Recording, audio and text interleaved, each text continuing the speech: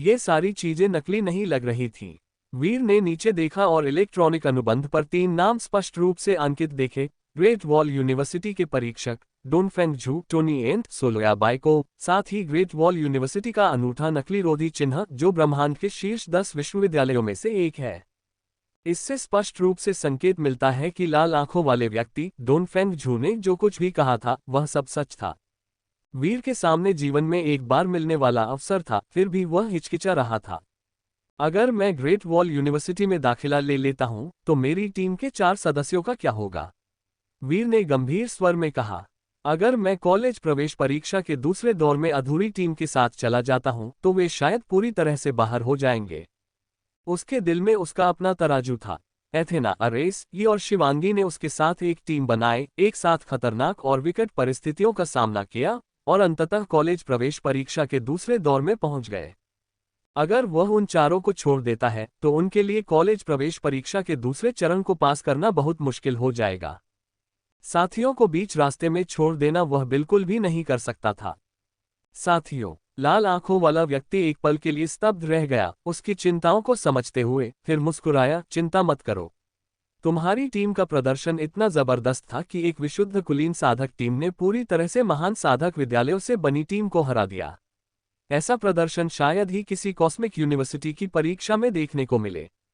जब तक दुनिया के अन्य 10 शीर्ष विश्वविद्यालयों के लोग मूर्ख नहीं हैं, वे निश्चित रूप से इन 4 अविश्वसनीय रूप से प्रतिभाशाली उम्मीदवारों को जाने नहीं देंगे।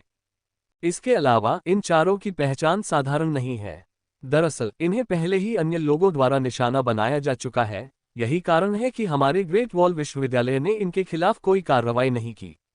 उन्होंने अर्थपूर्ण लहजे में कहा, भले ही आप कप्तान हैं, क्या आप जानते हैं कि पहचान के मामले में आप टीम के 5 सदस्यों में सबसे बुरे हैं? वीर सोच में डूबा हुआ था। कप्तान होने के नाते उन्हें स्वाभाविक रूप से अपनी टीम के चारों सदस्यों की पृष्ठभूमि के बारे में कुछ जानकारी थी।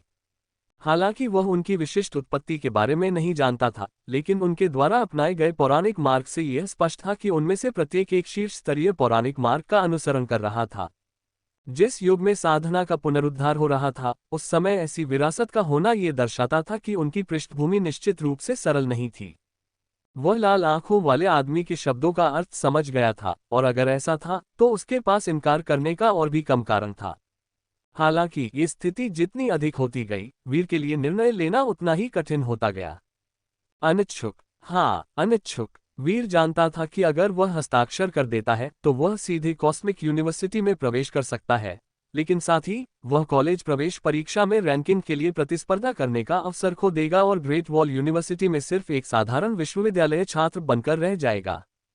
एक साधक के रूप में कौन दूसरों से हीन होना चाहेगा? उसका हाथ पहचान चिप पर टिका रहा। वह काफी देर तक हस्ताक्षर करने का निर्णय नहीं ले पा रहा था। अचानक उसने आह भरी, अपना हाथ नीचे रखा और गंभीर स्वर में पूछा, मेरी वर्तमान जीवन शक्ति 962 है। इस परीक्षा में सबसे शक्तिशाली व्यक्ति और मेरे बीच कितना अंतर है? लाल आंखों वाला आदमी एक पल के लिए स्तब्ध रह गया, उसके विचारों को समझते हुए, और भावुक होकर बोला, मुझे आपसे ऐसी महत्वाकांक्षाओं की उम्मीद नहीं थी। यह अफसोस की बात है कि आपकी पृष्ठभूमि ने आपको पीछे रखा है। आप सौर मंडल में पले बढ़े, एक ऐसी जगह जहां आध्यात्मिक ऊर्जा का अभाव है, और बचपन में साधना के स्वर्णिम काल से वंचित रहे। उस स्तर तक पहुंचने के लिए, किसी महान साधक के पास पहुंचने के लिए आपने शायद अनगिनत प्रयास किए होंगे, लेकिन मानवीय शक्ति से स्वर्ग पर विजय पाना कठिन है। इस परीक्षा में शीर्ष कुछ उम्मीदवारों की तुलना में आप एक वयस्क मैमथ के सामने एक युवा बाघ की तरह हैं, जिसके जीतने की कोई संभावना नहीं है। अंतर इतना बड़ा है। हालांकि वीर जानता था कि उम्मीद बहुत कम है, लेकिन इतना बड़ा अंतर उसने सोचा भी नहीं था। जीवन शक्ति का अंतर 4 गुना से भी कम, क्या यह इतना बड़ा चढ़ाकर बताया गया है? यह सिर्फ 4 गुना से भी अधिक है। लाल आंखों वाले व्यक्ति ने अपना सिर हिलाया और कहा, जीवन शक्ति एक साधारण संख्यात्मक मान नहीं है, बल्कि शरीर की समग्र गुणवत्ता का एक मानक है। उसकी जीवन शक्ति आपकी तुलना में 4 गुना अधिक होने का अर्थ है कि उसकी गति, शक्ति, शारीरिक बनावट और कई अन्य गुण आपकी तुलना में 4 गुना से अधिक हैं। इन विशेषताओं को जब एक दूसरे पर आरोपित किया जाता है तो वे 4 गुना 4 होती हैं, कम से कम 64 बार। एक शक्ति 10 कौशलों पर विजय प्राप्त कर सकती है। शक्ति में इतना बड़ा अंतर किसी भी पौराणिक मार्ग या जीन मार्शल आर्ट से पूरा नहीं किया जा सकता। तुम्हारे जीतने की कोई संभावना नहीं है। ग्रेट वॉल यूनिवर्सिटी के इस परीक्षक का व्यक्तित्व एक अथाह खाई जितना गहरा था, यहाँ तक कि एक महान साधक से भी ऊपर, कम से कम एक महान गुरु के स्तर में प्रवेश कर चुका था, इसलिए उसे झूठ बोलने की कोई आवश्यकता नहीं थी। हालांकि सन वुकोन का पौराणिक मार्ग शक्तिशाली था, इसका मतलब यह नहीं था कि वह अनिश्चित काल तक विभिन्न लोकों में युद्ध कर सकता था। यहाँ तक कि वह बंदर भी स्वर्ग में तबाही मचाने और तीनों लोकों को अस्त व्यस्त करने के बावजूद पहले दाव के महागुरु से हीरे का कंगन लेकर आज्ञाकारी रूप से खुद को बंदी बनने दिया, और अंत में जब वह बुद्ध से मिला तो उसे 500 वर्षों तक पंचान पर्वत के नीचे दबाकर रखा गया, जिससे वह भाग नहीं सका।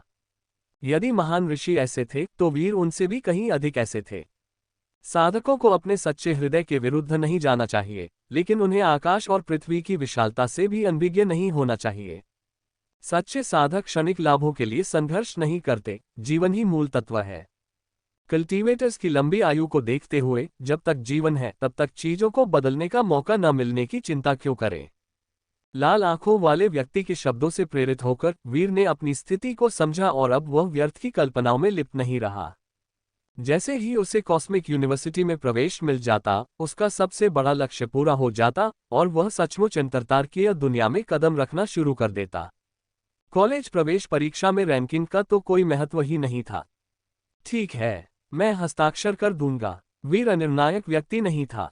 कारण और परिणाम को समझ लेने के बाद उसने अब और संकोच नहीं किया, दृढ़ता से इलेक्ट्रॉनिक अनुबंध पर अपने हस्ताक्षर किए और अपनी उंगलियों के निशान और जीन कोड दर्ज किए।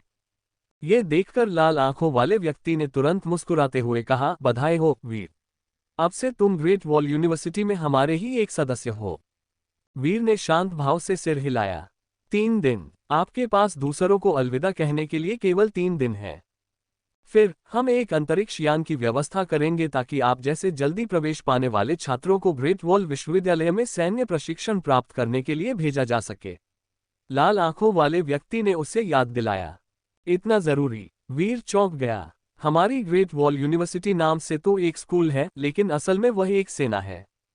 प्रत्येक छात्र एक सैनिक है जो मिल्की वे गैलेक्सी के किनारे पर अंतरतारकीय मनुष्यों की सुरक्षा की रक्षा कर रहा है, और हम हर प्रतिभा के लिए उत्सुक हैं। साथ ही हम लगातार परग्रही आकाशगंगाओं के साथ संपर्क स्थापित करते हैं और अन्य अंतरतारकीय जातियों से लड़ते हैं, और ब्रह्मांड के शीर्ष 10 विश्वविद्यालयों में हमारे पास सबसे विविध दुर्लभ संवर्धन संसाधन हैं।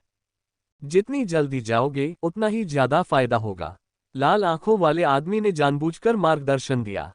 ठीक है, मैं समझ गया। वीर कोई ढुलमुल व्यक्ति नहीं था। जब तक यह उसके लिए फायदेमंद था, उसे ज्यादा परवाह नहीं होती थी।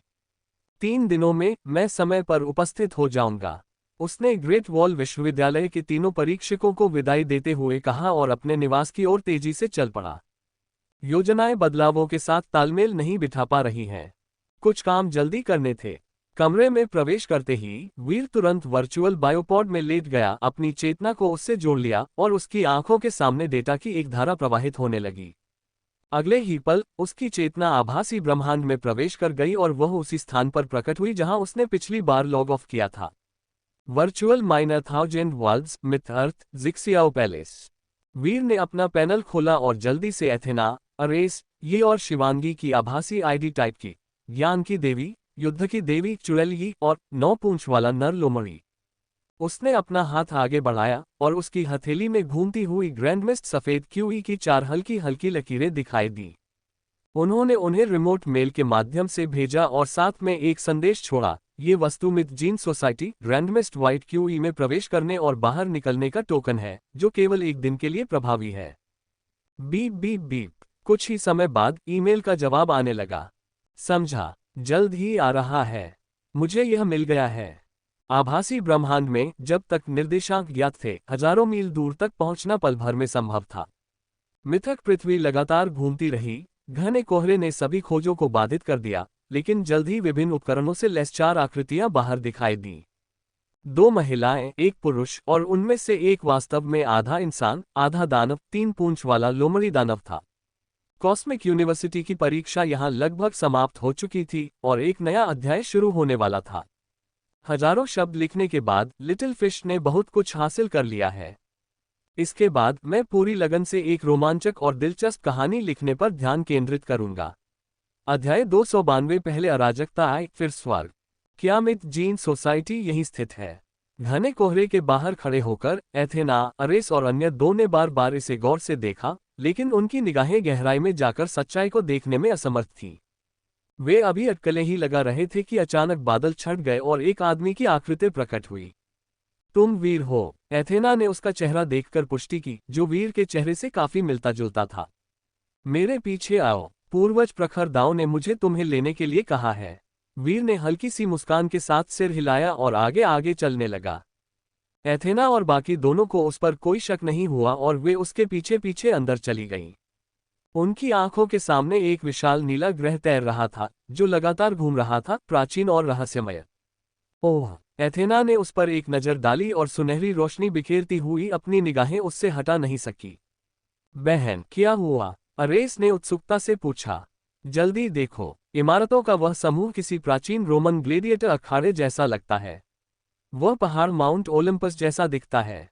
एथेना ने मिथक पृथ्वी पर इमारतों के एक हिस्से की ओर इशारा किया, उसके चेहरे पर अविश्वास के भाव थे। इस मिथकीय पृथ्वी ने वास्तव में प्राचीन पृथ्वी की पौराणिक कथाओं की उपस्थिति को पुनः निर्मित किया। इसकी नींव वास्तव में असाधारण थी। उसकी बातें सुनकर हो यी और शिवांगी ने भी नीले ग्रह की ओर देखा। उन्होंने देखा कि ग्रह की स्थलाकृति बिल्कुल मानव जाति के मात्र तारे जैसी थी, जो अधिकतर समुद्री जल से बनी थी और कई भूभाग समुद्र द्वारा अलग किए गए थे। प्रत्येक महाद्वीप की वास्तुकला अत्यंत भिन्न थी, जिसमें चीनी पौराणिक कथाओं की नक्काशीदार बीम और रंगीन छतों की शैली, पश्चिम की गोथिक वास्तुकला और मिस्र की पौराणिक कथाओं के पिरामिड शामिल थे। ये सभ्यता की विभिन्न पौराणिक शैलियों से भरा हुआ था, हर कल्पना योग्य चीज मौजूद थी। हालांकि एथेना और अरेस की निगाहें पश्चिम में ग्रीस और रोम के क्षेत्रों पर टिकी हुई थीं। सफेद संगमरमर के स्तंभों से निर्मित ग्लेडिएटर अखाड़ा और सुनहरे चमकीले और शानदार पवित्र पर्वत पर खड़े भव्य प्राचीन विशाल महल, सब कुछ एक स्वप्न दृश्य जैसा था। हो यी और शिवांगी ने एक और जगह की ओर देखा, जो एशियाई महाद्वीप का प्राचीन चीन क्षेत्र था, जहां अभी भी अविकसित ग्रैंडमिस्ट का दृश्य था, और उनकी आंखों के सामने निरंतर पर्वत श्रृंखलाएं और प्राचीन नदियां फैली हुई थीं। विशाल मैदानों में जाल की तरह बहती नदियों के बीच हो यी को ऐसा प्रतीत हुआ जैसे वह चुड़ैल कबीले को बलिदान करते हुए और मनुष्यों को आदिम जंगल में जीवित रहने के लिए संघर्ष करते हुए देख रहा हो।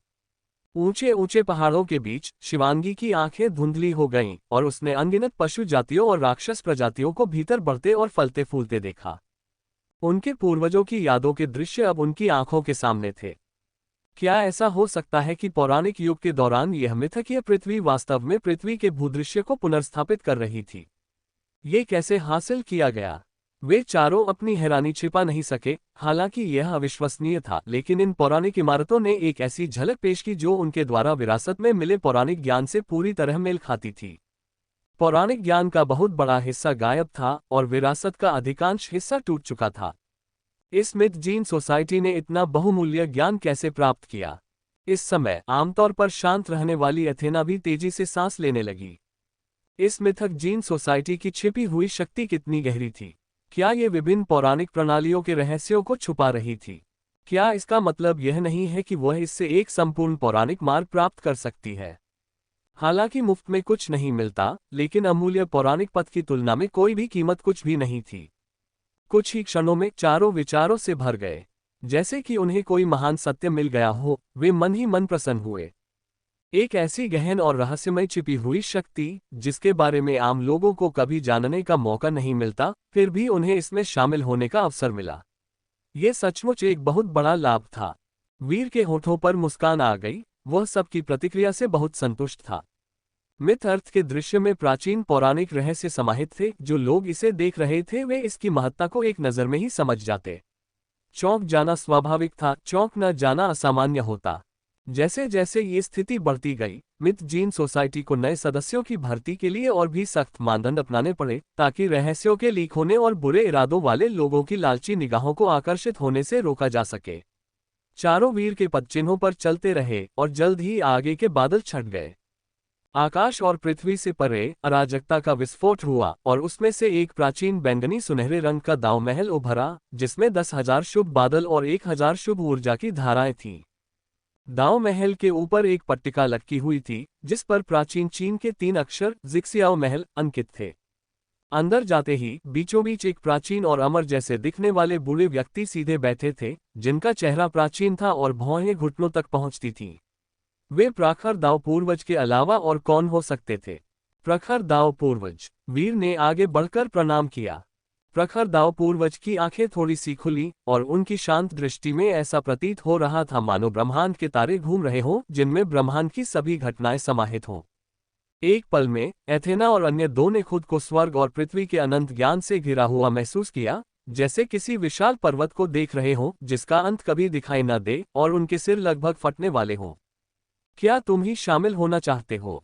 प्रखर दाव पूर्वज ने उदासीनता से कहा। उनकी आंखें एक कोमल हवा की तरह थीं, जो चारों को घेर रही थी, उनके आर पार देख रही थी, कोई रहस्य नहीं छोड़ रही थी। वह भव्य और प्राचीन थे और उनमें एक गहन और अथाह भावना थी, जिसके कारण उनके वास्तविक स्वरूप का पता लगाना असंभव था।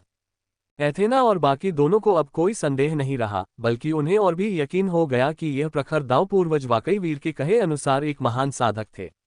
उन सभी ने प्रणाम किया और कहा, जी, हम इस साधक संघ में शामिल होना चाहते हैं और संपूर्ण पौराणिक मार्ग और बहुमूल्य पौराणिक ज्ञान प्राप्त करना चाहते हैं।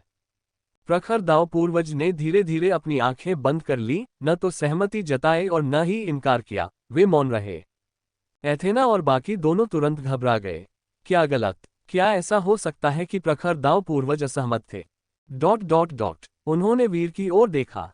अगर उन्हें इस मिथक पृथ्वी के बारे में पहले से सच्चाई पता नहीं होती, तो उन्हें इस मिथक जीन सोसाइटी में शामिल होने या न होने पर ज्यादा पछतावा नहीं होता।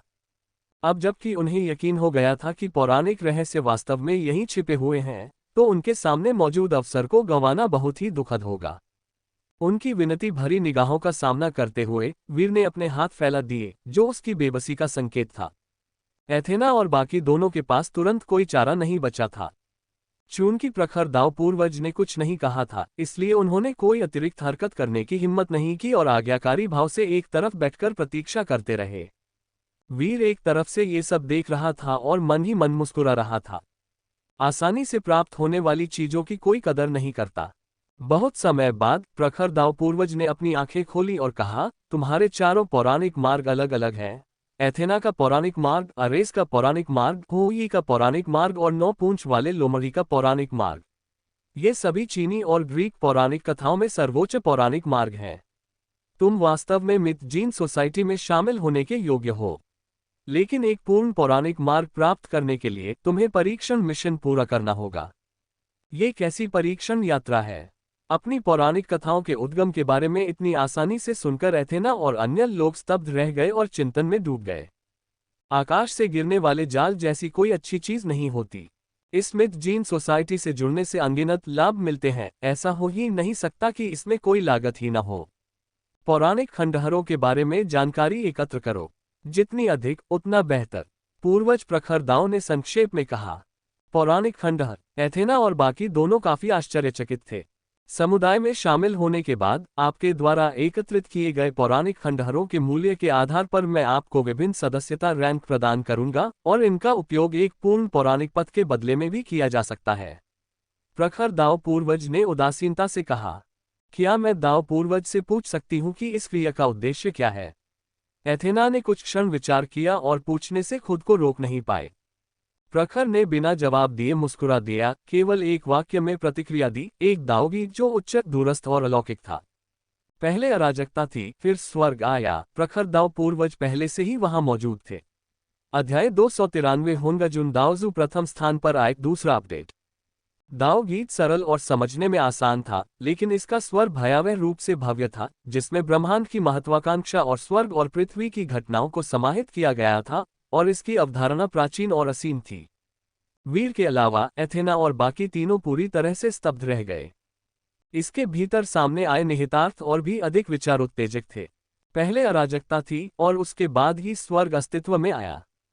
ये प्रखर दाव पूर्वज तो उससे भी पहले अस्तित्व में थे। ये कैसे हो सकता है? यदि यह प्रखर दाव पूर्वज ब्रह्मांड से पहले पैदा हुए थे, तो क्या वे सर्वशक्तिमान सृष्टिकर्ता नहीं बन गए होते? इस बात को छोड़ दे कि क्या वास्तव में ऐसा कोई अस्तित्व था भी या नहीं, अगर था भी तो वह बहुत पहले ही ब्रह्मांड से परे रहा होगा।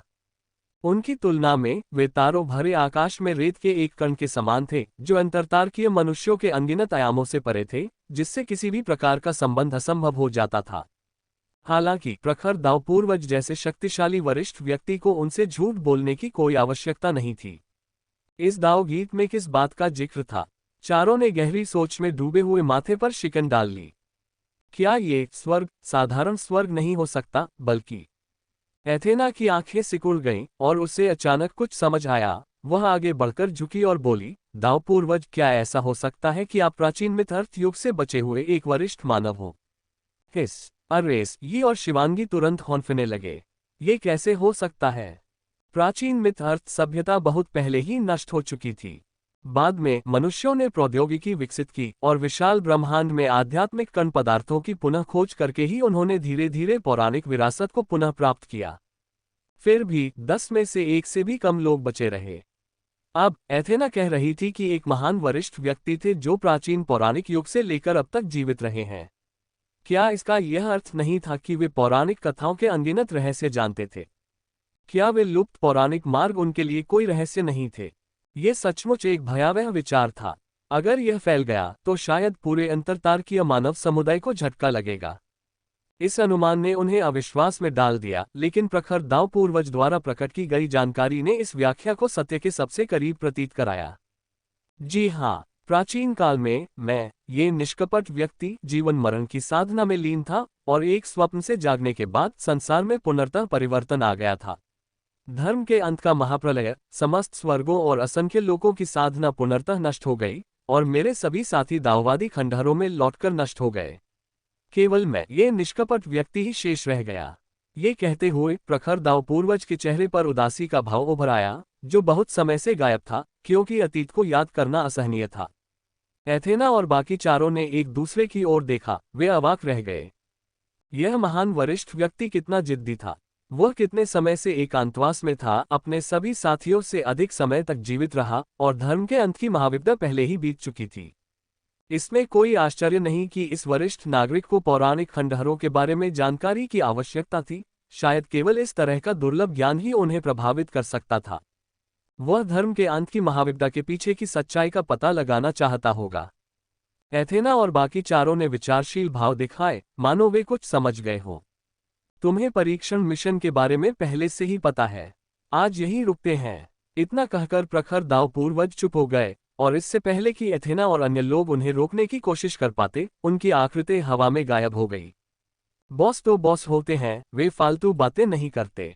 वीर ने अपने पूर्वज प्रखर दाव के क्लोन को नियंत्रित करते हुए एक उच्च कोटि का व्यवहार बनाए रखा, अन्यथा ये लोगों के इस समूह को प्रभावित करने के लिए पर्याप्त नहीं होता।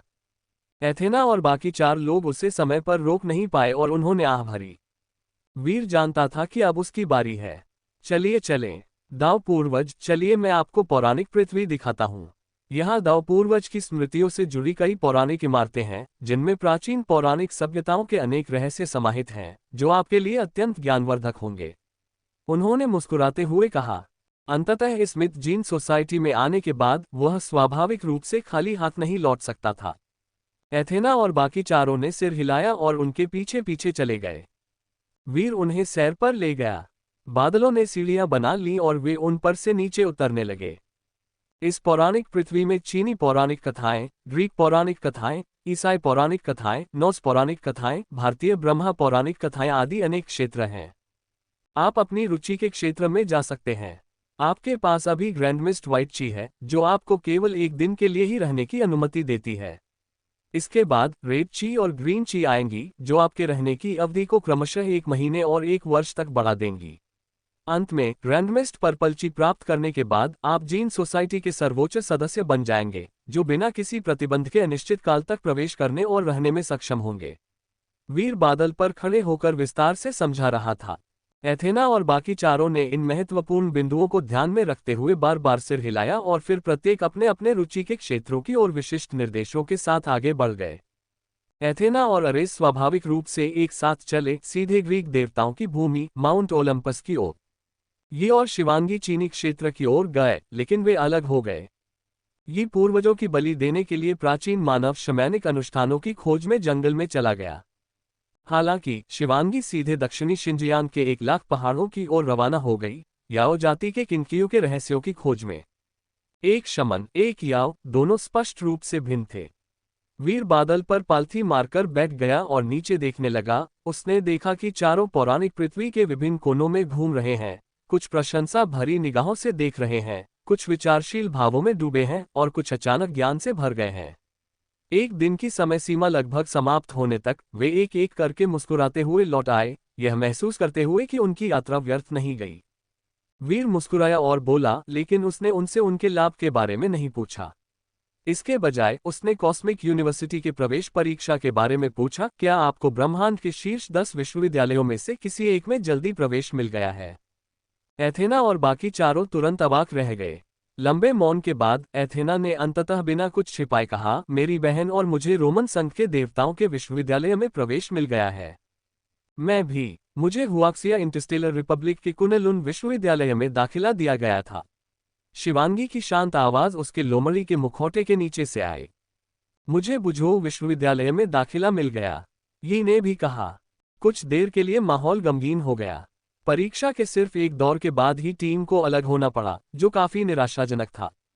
परीक्षा में उनकी टीम का प्रदर्शन बहुत ही शानदार था, अन्यथा उन्हें जल्दी प्रवेश नहीं मिलता। वाह, बहुत बढ़िया। इस क्षण वीर मुस्कुराया, मुझे भी ग्रेट वॉल यूनिवर्सिटी में दाखिला मिल गया है। इस तरह हमारी टीम के सभी 5 सदस्यों को एक ब्रह्मांडीय विश्वविद्यालय में प्रवेश मिल गया है। अब टीम को यहां रहने की कोई जरूरत नहीं है। आगे चलकर सभी अपने अपने रास्ते चले जाएंगे, अलग अलग स्कूलों में दाखिला लेंगे। अपना ख्याल रखना। उसने विदाई की कोई खास भावना दिखाए बिना, बल्कि एक लापरवाह उदासीनता के साथ अपने हाथों को जोड़ी बना लिया। टीम के सभी 5 सदस्यों को अपनी अपनी संबद्धता मिल गई थी, इसलिए टीम को भंग करने में ज्यादा अपराधबोध नहीं हुआ। अपना ख्याल रखना। चारों ने बारी बारी से उन्हें बधाई दी। इसके बाद वे 5 आकृतियां आभासी ब्रह्मांड से गायब हो गईं।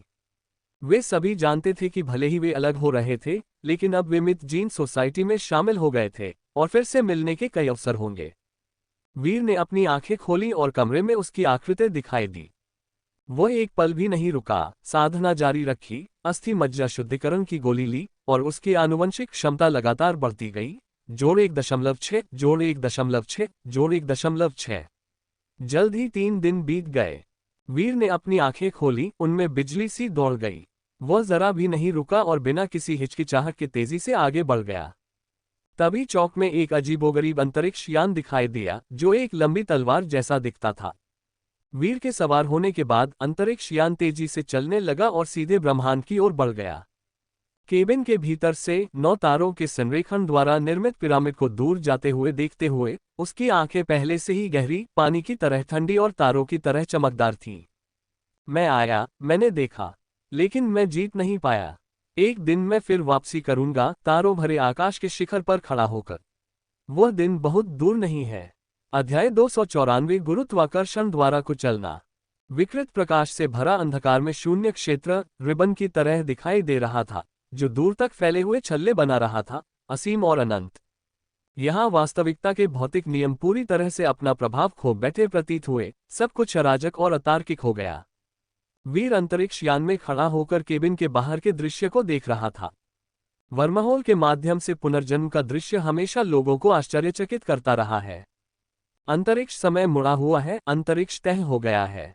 यदि अंतरिक्ष यान के बाहर ऊर्जा कवच न होता तो उसमें गिरने वाला कोई भी पदार्थ अंतरिक्ष समय की शक्ति से पल भर में चूर चूर हो जाता और पूरी तरह से गायब हो जाता। वीर ने अपनी निगाहें हटा ली। अंतरिक्ष यान के अंदर तीक्ष्ण भाव वाले चेहरे वाले लोग इधर उधर घूम रहे थे। ये सभी प्रकार के कुलीन साधक थे जिन्हें पहले ही प्रवेश दे दिया गया था। वहां बहुत से लोग 3 या 5 के समूहों में इकट्ठा होकर एक दूसरे से बातचीत कर रहे थे। अंतरिक्षीय ब्रह्मांड विशाल है, लेकिन सच्चे प्रतिभाशाली लोग अभी भी बहुत कम हैं और उनका दायरा भी सीमित है। ऐसे कई लोग थे जो एक दूसरे को जानते थे। ये लोग लगातार बातें करते रहे। उस किनारे पर केवल वीर अकेला था और किसी ने भी उस पर ध्यान नहीं दिया। असल में उसे बिल्कुल भी परवाह नहीं थी। ये खेदजनक था कि इस अंतरिक्ष यान के भीतर रसायन विद्या के दौरान प्रतिक्रिया बहुत अधिक होगी, जिससे अनावश्यक परेशानी उत्पन्न होगी। अन्यथा उनकी दान शोधन तकनीक अंततः प्रारंभिक स्तर पर पहुंच गई थी और वह वास्तव में इस पर गहराई से शोध करना जारी रखना चाहते थे। चूंकि यही स्थिति थी, इसलिए खेती करना ही एकमात्र विकल्प था। आकाशगंगा इतनी विशाल थी कि वर्महोल से गुजरने वाले अंतरिक्ष यान की गति से भी वहां पहुंचने में 4 दिन लग जाते। वीर ने अंतरिक्ष यान के साधना क्षेत्र में प्रवेश किया। वहां 10 अलग थलग कमरे दिखाई दिए, जिनमें से मुक्केबाजी और लात मारने की आवाजें आ रही थीं। गुरुत्वाकर्षण कक्ष। यह एक विशिष्ट साधना कक्ष था जो मानव शरीर पर दबाव डालने के लिए गुरुत्वाकर्षण का उपयोग करता था, जिससे तीव्र प्रगति प्राप्त करने के लिए उच्च तीव्रता प्रशिक्षण संभव हो पाता था। वीर समय से पहले पहुंच गया था और अंदर ज्यादा लोग नहीं थे। उसने एक कमरा ढूंढा और तुरंत साधना शुरू कर दी। 2x गुरुत्वाकर्षण। वीर ने अपनी चिप के जरिए ग्रेविटी चैम्बर के कंट्रोल कोर से संपर्क स्थापित किया और पहली बार गुरुत्वाकर्षण को 2 गुना तक समायोजित किया। उसने अपने शरीर को हिलाया और पाया कि यह बिना ज्यादा दबाव डाले केवल थोड़ा सा भारी था, इसलिए उसने इसे बस 5x पर समायोजित कर दिया। इस बार उसे इसका असर महसूस हुआ। ऐसा लग रहा था मानो वह एक विशाल चट्टान ढो रहा हो, जो लगातार उसके शरीर पर दबाव डाल रही हो। लेकिन यह वजन अभी भी थोड़ा कमजोर था। वीर ने इसे फिर से 10 गुना पर समायोजित कर दिया। चरम राहत, चरम राहत। उसके कंधे झुक गए और पल भर में ऐसा लगा जैसे उसे किसी विशाल पर्वत ने दबा दिया हो। उसकी हड्डियां चरमराव थीं। गुरुत्वाकर्षण का ये स्तर ही काफी था। वीर ने महसूस किया कि उसके शरीर की सहज प्रवृत्ति इस अपार गुरुत्वाकर्षण का प्रतिरोध करने के लिए शक्ति जुटाने लगी है। Bang bang bang. वह बड़े बड़े कदम उठा रहा था, जमीन पर भारी भरकम पैर रख रहा था। हर कदम इतना भारी था कि जमीन कांप रही थी। वीर ने अपने हाथ पैर फैलाए और मुक्केबाजी की विभिन्न तकनीकों का प्रदर्शन किया, कभी एक भयंकर बाघ की तरह हमला करते हुए, कभी एक बंदर की तरह छलांग लगाते हुए, कभी एक सफेद सारस की तरह अपने पंख फैलाते हुए। उसकी चालों में 100 जानवरों के रूप थे, जिनमें कई गहन रहस्य समाहित थे और जिनसे ची ऊर्जा का प्रवाह फूट रहा था, जिससे एक गड़गड़ाहट की आवाज आ रही थी। उसी चाल के लिए हर बार जब वह इसका उपयोग करता था तो उसे पिछली ताकत से 10 गुना से अधिक ताकत लगानी पड़ती थी, जिससे उसकी शारीरिक ऊर्जा बहुत कम हो जाती थी। मुक्केबाजी की कुछ तकनीकों को पूरा करने के बाद वीर ने तुरंत महसूस किया कि उसकी सांसें तेज हो रही हैं। 10 गुना गुरुत्वाकर्षण का मतलब केवल 10 गुना ऊर्जा खर्च करना नहीं था। उच्च गुरुत्वाकर्षण के तहत व्यक्ति के आंतरिक अंग, हड्डियां, रक्त, सभी को हर तरह से 10 गुना अधिक दबाव का सामना करना पड़ता था, जिससे शक्ति जुटाना पहले की तुलना में सैकड़ों गुना अधिक कठिन हो जाता था। वीर के मजबूत शरीर के बावजूद उसे अपनी शारीरिक ऊर्जा में काफी कमी महसूस हो रही थी। लेकिन इसका प्रभाव भी बहुत महत्वपूर्ण था। उनकी मांसपेशियों ने उच्च तीव्रता वाले भार को सहन किया और उनके शरीर के भीतर से एक गर्म धारा प्रवाहित हुई, जो पूरे शरीर में फैल गई, जिससे उन्हें गर्माहट और आराम का एहसास हुआ। आनुवंशिक क्षमता जोड़ 1.2 जोड़ 1.2 जोड़ 1.2। बिना किसी औषधीय गोली का सेवन किए इस परिमाण की संभावित वृद्धि पहले से ही अविश्वसनीय रूप से तेज थी। ये स्पष्ट था कि उच्च गुरुत्वाकर्षण प्रशिक्षण वास्तव में काफी प्रभावी था। वीर गुरुत्वाकर्षण कक्ष में ही रुका रहा और बाहर नहीं निकला। जब वह थक जाता तो पालथी मारकर जमीन पर बैठ जाता, गहरी सांसें लेकर अपनी आत्मा को ऊर्जा देता, और जब उसे पर्याप्त आराम मिल जाता तो वह लगन से अपने मुक्केबाजी के कौशल का अभ्यास करता। 2 दिन पलक झपकते ही बीत गए। आनुवंशिक क्षमता जोड़ 1.1 जोड़ 1.3 जोड़ 1.2। उनकी क्षमता में तेजी से वृद्धि हुई, जो जल्दी ही 167.8 तक पहुंच गई, और उन्होंने एक और असाधारण जीन पॉइंट हासिल किया। वीर अभी यह सोच ही रहा था कि किस जीन को शामिल किया जाए, तभी एक जोरदार धमाके के साथ एक शक्तिशाली ताकत ने दरवाजे को जबरदस्ती खोल दिया। तेज चेहरे वाले साधकों का एक समूह दरवाजे पर प्रकट हुआ, जिसमें बचने का कोई संकेत नहीं दिख रहा था। सौर मंडल साधक वीर, ये गुरुत्वाकर्षण कक्ष हमने अपने अधिकार में ले लिया है। जल्दी निकलो। उनके नेतृत्व में चल रहे चांदी जैसे बालों वाले व्यक्ति ने उदासीनता से कहा।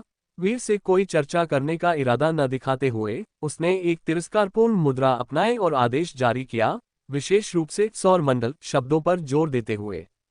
वीर ने उन पर उदासीनता से एक नजर डाली, उन पर कोई ध्यान नहीं दिया। क्या हम तुमसे बात कर रहे हैं? कहीं तुम गूंगे तो नहीं हो? एक कुलीन साधक आगे बढ़ा, चील की तरह चूजे को झपटने के लिए हाथ बढ़ाते हुए, वीर को सीधे बाहर खींचने के इरादे से। लेकिन जैसे ही उसने ग्रेविटी चैम्बर में कदम रखा, उसका पूरा शरीर तुरंत ढीला पड़ गया और वह लगभग जमीन पर गिर ही गया। 10 गुना गुरुत्वाकर्षण। चांदी जैसे बालों वाले उस व्यक्ति ने इसे महसूस करने के लिए अपनी आंखें बंद कर ली, फिर अपनी आंखें सिकोड़ ली। कल्टीवेटर एलीट दायरे में 10 गुना गुरुत्वाकर्षण सहन कर पाना और स्वतंत्र रूप से विचरण कर पाना, इससे लगता है कि तुम भी अपने साथियों में काफी शक्तिशाली हो। लेकिन अगर तुम इस थोड़ी सी शक्ति को ही पर्याप्त समझते हो, तो तुम बहुत बड़ी गलती कर रहे हो। ये भी ध्यान देने वाली बात है कि मैं पहले से ही एक महान कल्टीवेटर हूँ, और फेरोड बॉस जिसने इस गुरुत्वाकर्षण कक्ष को अपने कब्जे में लिया है, वह एक अंतरतारकीय महाशक्ति है। संयुक्त राज्य अमेरिका ग्रह का एक प्रतिभाशाली कल्टीवेटर एलीट है, जिसकी जीवन शक्ति 2000 से भी अधिक है, जो उसे इस बार ग्रेट वॉल यूनिवर्सिटी में प्रवेश पाने वाले उम्मीदवारों में सबसे श्रेष्ठ बनाती है। अगर तुम अपनी भलाई चाहते हो तो गुरुत्वाकर्षण कक्ष मुझे सौंप दो और जल्दी से चले जाओ। वह अधीर दिख रहा था, उसके शब्दों में धमकियां भरी थीं। जल्दी करो और चले जाओ। बाकी लोग भी लगातार चिल्लाते रहे, उसे भगाने की बेताब कोशिश करते रहे, लेकिन पहले बहुत कष्ट झेल चुके होने के कारण कोई भी आसानी से एक कदम भी आगे बढ़ाने की हिम्मत नहीं कर रहा था। वीर की नज़र चारों ओर घूमी और उसने देखा कि आसपास के सभी ग्रेविटी चैम्बर भरे हुए थे, कोई भी खाली नहीं था। लेकिन ये लोग दूसरों को ढूंढने नहीं आए थे, वे खास तौर पर उसी को निशाना बनाने आए थे। क्या इसका कारण ये था कि वे उससे नर्म और आसानी से धमकाया जा सकने वाला समझते थे, क्योंकि वह सौर मंडल के पिछड़े क्षेत्र से आया था। जहां भी लोग हैं वहां जियांगहू है, जहां भी लोग हैं वहां संघर्ष है। इस दुनिया में आप कहीं भी चले जाएं, इन छोटी मोटी लड़ाइयों से बचना असंभव है। पूर्ण शक्ति से हर चीज को दबाकर ही कोई व्यक्ति स्वतंत्र और शांत हो सकता है। वीर के दिल में ग्रेट वॉल यूनिवर्सिटी की आगामी यात्रा को लेकर और भी अधिक उत्सुकता बढ़ गई। इस समूह के लोगों के बारे में वह उनसे बात करने में बहुत आलसी था, उनके साथ निपटने के उसके अपने तरीके थे। वीर चुपचाप पालथी मारकर जमीन पर बैठ गया। ये देखकर कि वह व्यक्ति शुरू से अंत तक उसकी अनदेखी कर रहा है, उस सफेद बालों वाले आदमी का चेहरा तुरंत उतर गया। वह बेहद बदसूरत हो गया। जाओ, इसे मेरे लिए बाहर निकाल दो। कल्टीवेटर एलीट का ये समूह 10 गुना गुरुत्वाकर्षण को सहन करते हुए आगे बढ़ा। 20 गुना गुरुत्वाकर्षण। वीर ने अपनी पहचान चिप की मदद से ग्रेविटी चैम्बर को नियंत्रित किया और अचानक गुरुत्वाकर्षण को 20 गुना बढ़ा दिया। चरमराहट, चरमराहट। एक अदृश्य विशाल पर्वत नीचे की ओर दबाव डाल रहा था और वे लोग अचानक भारी दबाव के अधीन हो गए, तुरंत जमीन पर गिर पड़े। उनके नितंब ऊपर की ओर निकले हुए थे, जो बेहद भद्दे लग रहे थे। ये कौन सी जगह थी? एक गुरुत्वाकर्षण कक्ष। पहले 10 गुना गुरुत्वाकर्षण के साथ आप सभी को बहुत संघर्ष करना पड़ा था। क्या आप अभी मेरे करीब आना चाहते हैं?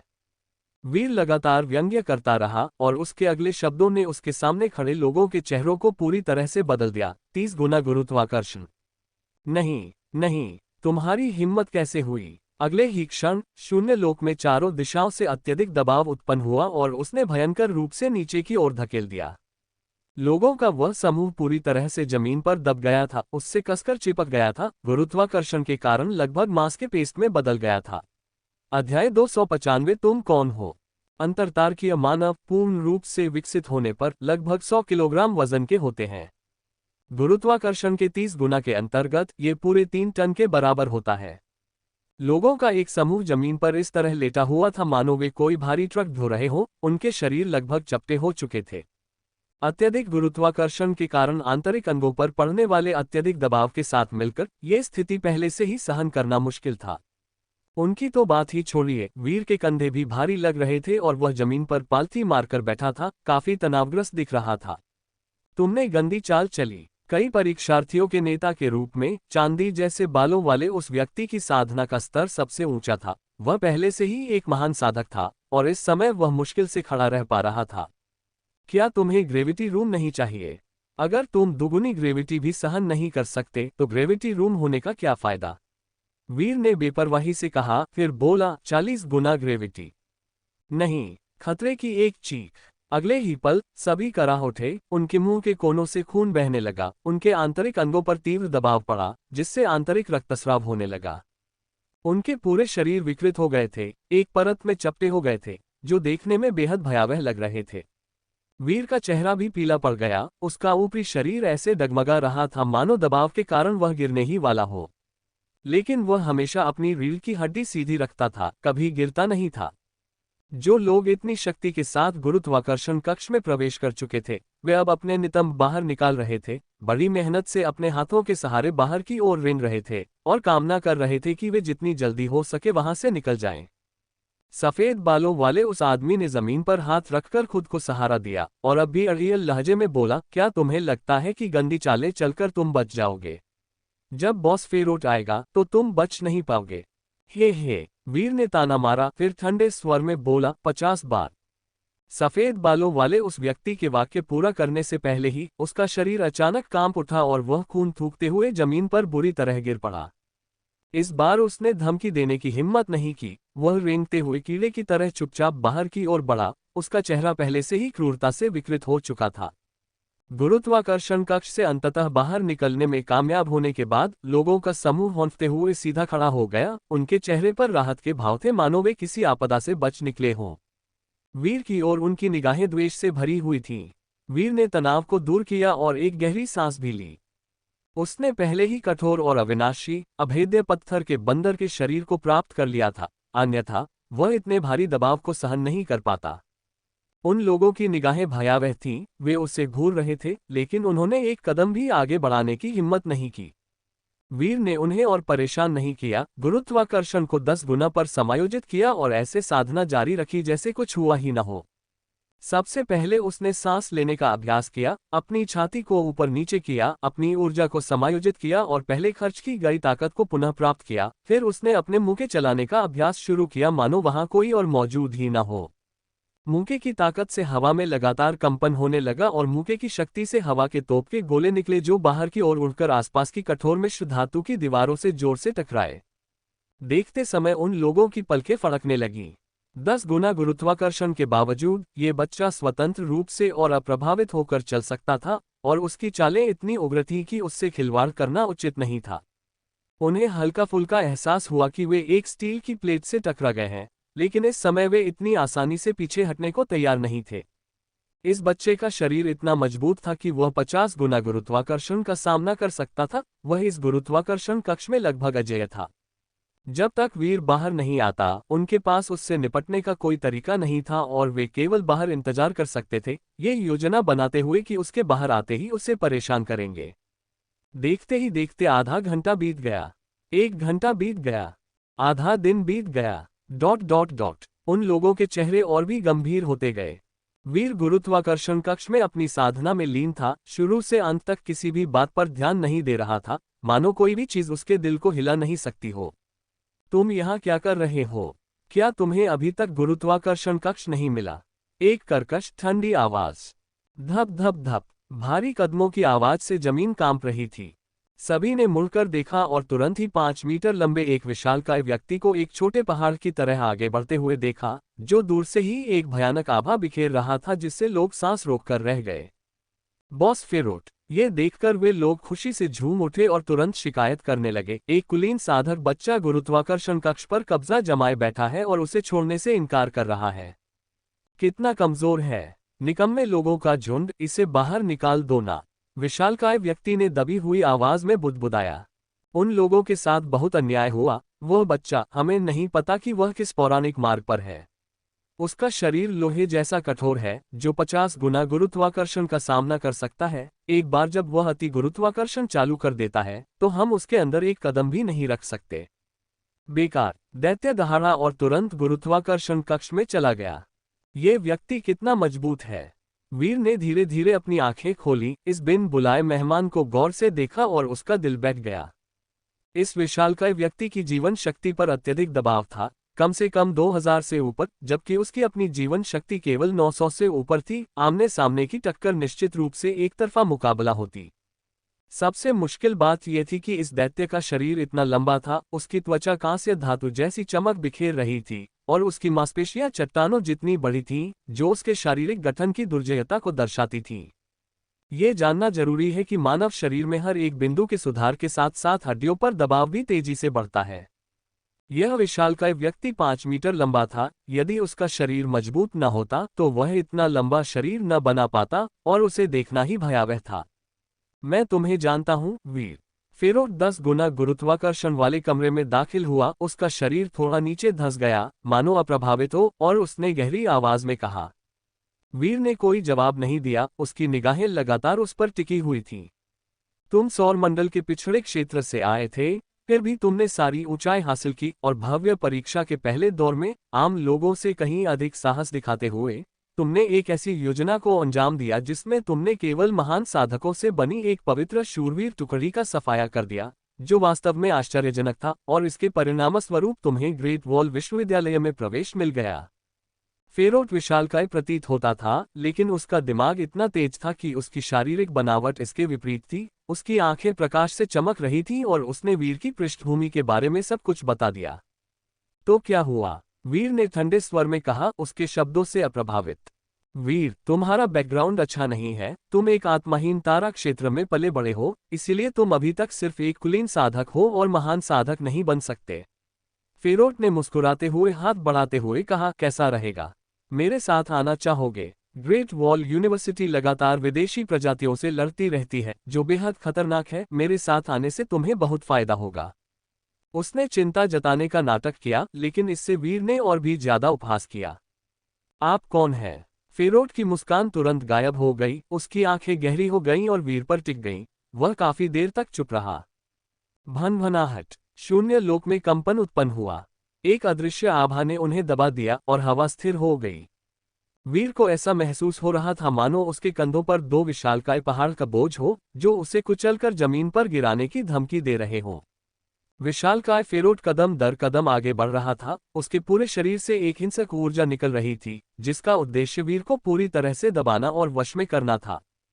हे, वीर ने व्यंग्य करते हुए जवाब दिया। धीरे धीरे सीधा होते हुए उसका शरीर हवा के साथ बढ़ता गया, और जल्द ही वह भी 5 मीटर लंबा हो गया। ग्रेट वॉल यूनिवर्सिटी के सहपाठियों के रूप में कौन किससे कमतर था? आप कौन हैं? ... गुरुत्वाकर्षण का 60 गुना। वीर ने तुरंत ही गुरुत्वाकर्षण कक्ष के गुरुत्वाकर्षण सूचकांक को अभूतपूर्व ऊंचाई तक समायोजित कर दिया। उन दोनों को तुरंत ऐसा महसूस हुआ जैसे उन्हें किसी ने जोर से मुक्का मारा हो, और वे बुरी तरह से लड़खड़ाने लगे। हालांकि वीर डरा हुआ नहीं था, लेकिन वह मूर्ख भी नहीं था। यह विशालकाय प्राणी एक महान साधक था। उससे सीधे टकराव करना, अपनी ही साधना की कमजोरी का उपयोग करके प्रतिद्वंद्वी के सबसे मजबूत बिंदु का मुकाबला करना होगा, जो कि अत्यंत नासमझी होगी। वीर उससे शारीरिक शक्ति के मामले में प्रतिस्पर्धा करना चाहता था। पत्थर के बंदर का शरीर, जो पानी और आग से अप्रभावित, तलवारों और भालों से अजेय है, जिसने असंख्य दिव्य दंड, वज्रपात और कुल्हाड़ी के वार सहन किए हैं, और यहाँ तक कि पौराणिक कथाओं में पुराने भगवान लाओजी की भट्टी की समाधि की सच्ची अग्नि में परिष्कृत होने के बावजूद ये परिष्कृत होने में विफल रहा, बल्कि इसके बजाय अग्नि में सुनहरी आंखों की एक जोड़ी का निर्माण हुआ जो तीनों लोकों को देख सकती थी। शारीरिक शक्ति के मामले में वह किससे डरता था? चर्रा। उन दोनों के शरीर की हड्डियां अत्यधिक दबाव का विरोध करते हुए पटाखों जैसी चटकने की आवाज कर रही थीं। गुरुत्वाकर्षण से 70 गुना अधिक। वीर ने गुरुत्वाकर्षण को फिर से समायोजित किया, और इस बार उनमें से कोई भी सीधा खड़ा नहीं रह सका। वे एक ढहते हुए पहाड़ की तरह जमीन पर गिर पड़े, अपने शरीर को अपनी पूरी ताकत से संभाले हुए।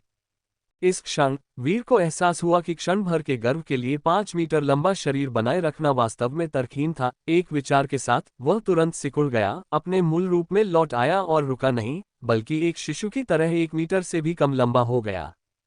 शरीर जितना छोटा होगा, हड्डियों पर दबाव उतना ही कम होगा। वीर ने थोड़ा सा सहज महसूस करते हुए अपने शरीर को हिलाया और फेरोट की भयभीत निगाहों के सामने मुस्कुराते हुए कहा, 80 बार।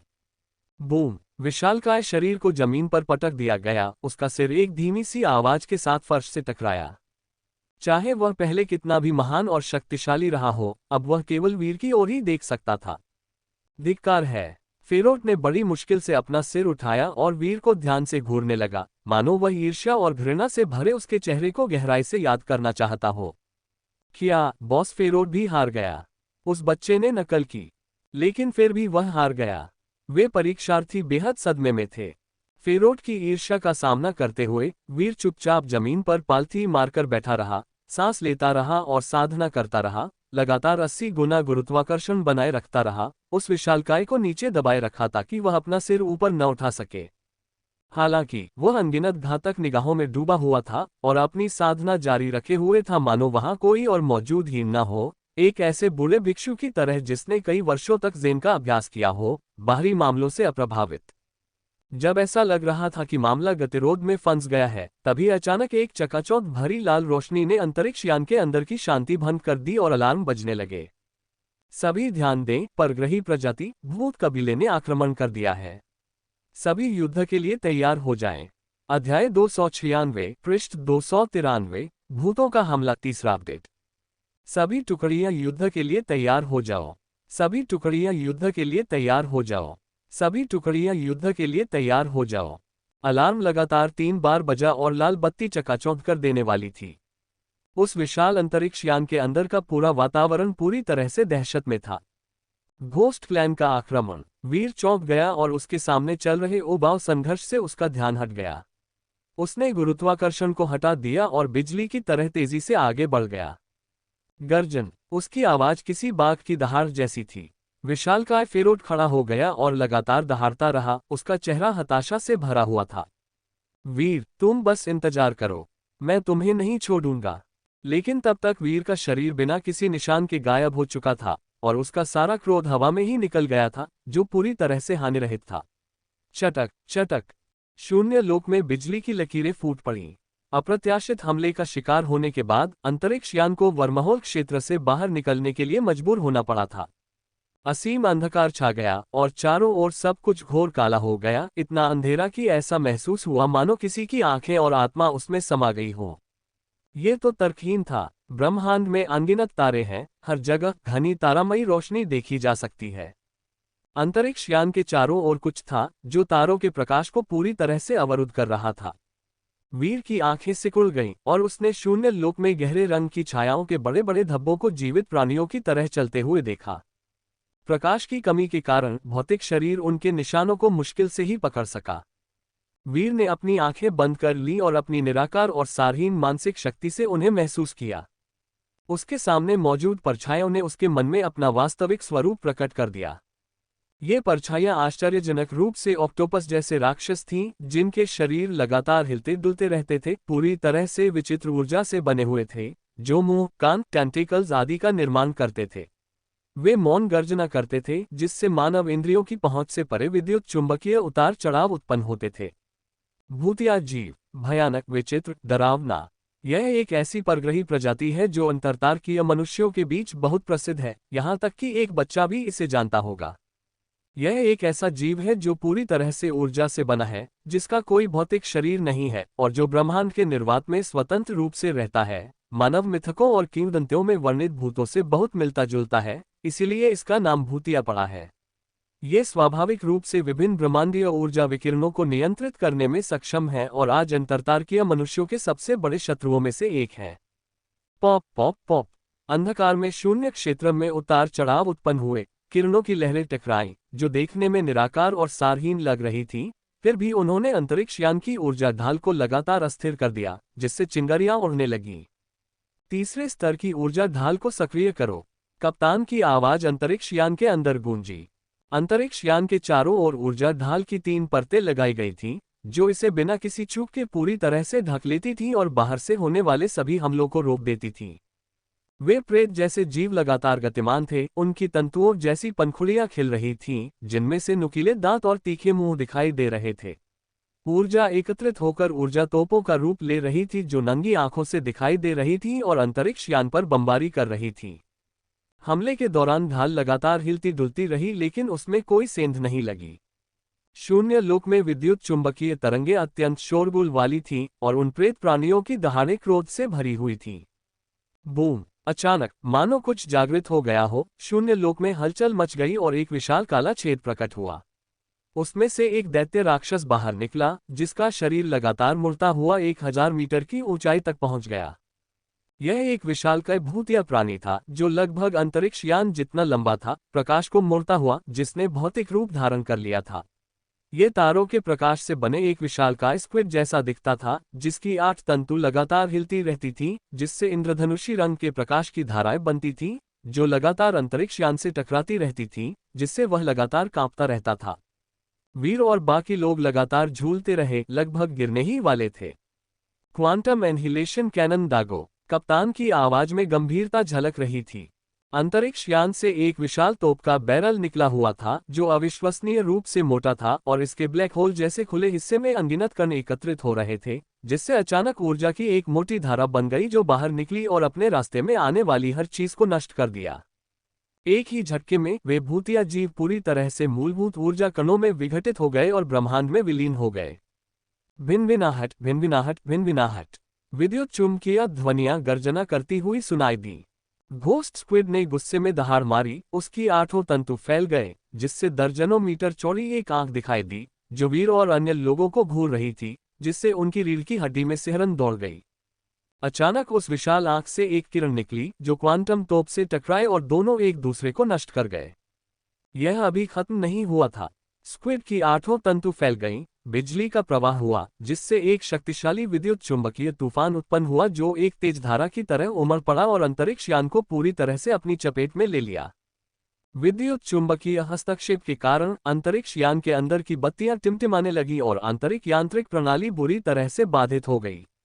वायु संचार, तापमान नियंत्रण, गुरुत्वाकर्षण नियंत्रण, ये सभी व्यवस्थाएं प्रभावित हुईं, जिसके कारण वीर और अन्य लोग हवा में तैरने लगे। दरवाजा एक जोरदार आवाज के साथ खुल गया। इस समय अंतरिक्ष यान के अंदर एक लंबा चौड़ा व्यक्ति, जिसने कोई लड़ाकू यंत्र नहीं पहना था, वास्तव में केवल अपने भौतिक शरीर के बल पर अंतरिक्ष में स्वतंत्र रूप से चल रहा था और सीधे घोस्ट स्क्विड की ओर झपटा। 1000 मीटर ऊंचे उस विशालकाय ढांचे के नीचे अंतरतारकीय योद्धा एक चींटी जितना ही तुच्छ प्रतीत होता था, फिर भी वह बिना किसी हिचकिचाहट के आगे बढ़ गया। तारा में अवतार। उसने अपने हाथ आकाश की ओर फैलाए और अनंत तारों से भरा आकाश सभी दिशाओं से आकर एक विशालकाय तारा में आकृति में सिमट गया, जिसने उसके वास्तविक शरीर को घेर लिया, जो भूतिया स्क्विड से आश्चर्यजनक रूप से मिलती जुलती थी। अवतार गंभीर और राजसी था, असीम दिव्य शक्ति से परिपूर्ण। उसने अपनी मुट्ठियां भींची और शून्य में प्रहार किया। दोनों विशालकाय प्राणी आपस में भिड़ गए और अंतहीन लड़ाई लड़ते रहे। वीर बड़ी लालसा से भरकर देखता रहा। क्या ये साधक का सर्वोच्च क्षेत्र है? एक ब्रह्मांडीय जीव में रूपांतरित होकर अंतरिक्ष में स्वतंत्र रूप से विचरण करने में सक्षम बेरोकटोक ब्रह्मांड की दो शक्तिशाली सत्ताओं ने एक दूसरे से युद्ध किया। हालांकि अंतरिक्ष यान उन भूतिया जीवों के कारण कांपने लगा और गतिरोध की स्थिति उत्पन्न हो गई। बूम! एक ब्लैक होल खुल गया और तभी एक और भूतिया जीव प्रकट हुआ, जो एक विशाल शार्क की तरह दिखता था, आश्चर्यजनक रूप से एक और दैत्य हथौड़े जैसे सिर वाला, जो अचानक भयंकर रूप से अंदर घुस आया। अच्छा नहीं हुआ। अंतरिक्ष यान में जोरदार कंपन हुआ, वह लगातार हिलता रहा और ऊर्जा कवच तुरंत टूट गया। वे प्रेत जैसे जीव तुरंत खून के प्यासे भेड़ियों की तरह टूट पड़े। ये जीव आकारहीन और सारहीन थे, जो बाहरी आवरण को भेद कर पूरी तरह से अंदर तक प्रवेश कर गए। अंतरिक्ष यान के अंदर अलार्म बजने लगे। सभी सावधान, भूत जाति भारी संख्या में आक्रमण कर रही है, शारीरिक हमले अप्रभावी हैं, उन्हें नष्ट करने के लिए ऊर्जा का उपयोग करें। अंदर का वातावरण बेहद अव्यवस्थित था, विभिन्न कर्मचारी लगातार भाग दौड़ कर रहे थे और जल्दबाजी में छोटे छोटे रोबोट पहन रहे थे। बत्तियां टिमटिमाने लगी और वह जगह बेहद भयावह हो गई। वीर की भौहों के बीच से चांदी जैसी रोशनी फूट पड़ी और उसने महसूस किया कि विशाल आकृतियां भूतों की तरह तेजी से आगे बढ़ रही हैं, जो अपने साथ भयावह ऊर्जा की लहरें ला रही हैं, जिससे आंतरिक स्थान तुरंत एक बर्फीले तहखाने जैसा महसूस होने लगा, जिससे हड्डियां तक कांप उठीं। यहां तक कि उसके द्वारा छोड़ी गई ऊर्जा भी बर्फ में जम गई। जैसे नरक उतर आया हो, अदृश्य भूत नंगी आंखों से दिखाई नहीं दे रहे थे, हवा में लगातार चीख रहे थे, जिससे भय की चीखें सुनाई दे रही थीं। वूश! ठंडी हवा का एक झोंका आया और एक अदृश्य आकृति भूत की तरह उसके शरीर की ओर झपटी, मानो उसकी सारी गर्मी सोख लेना चाहती हो।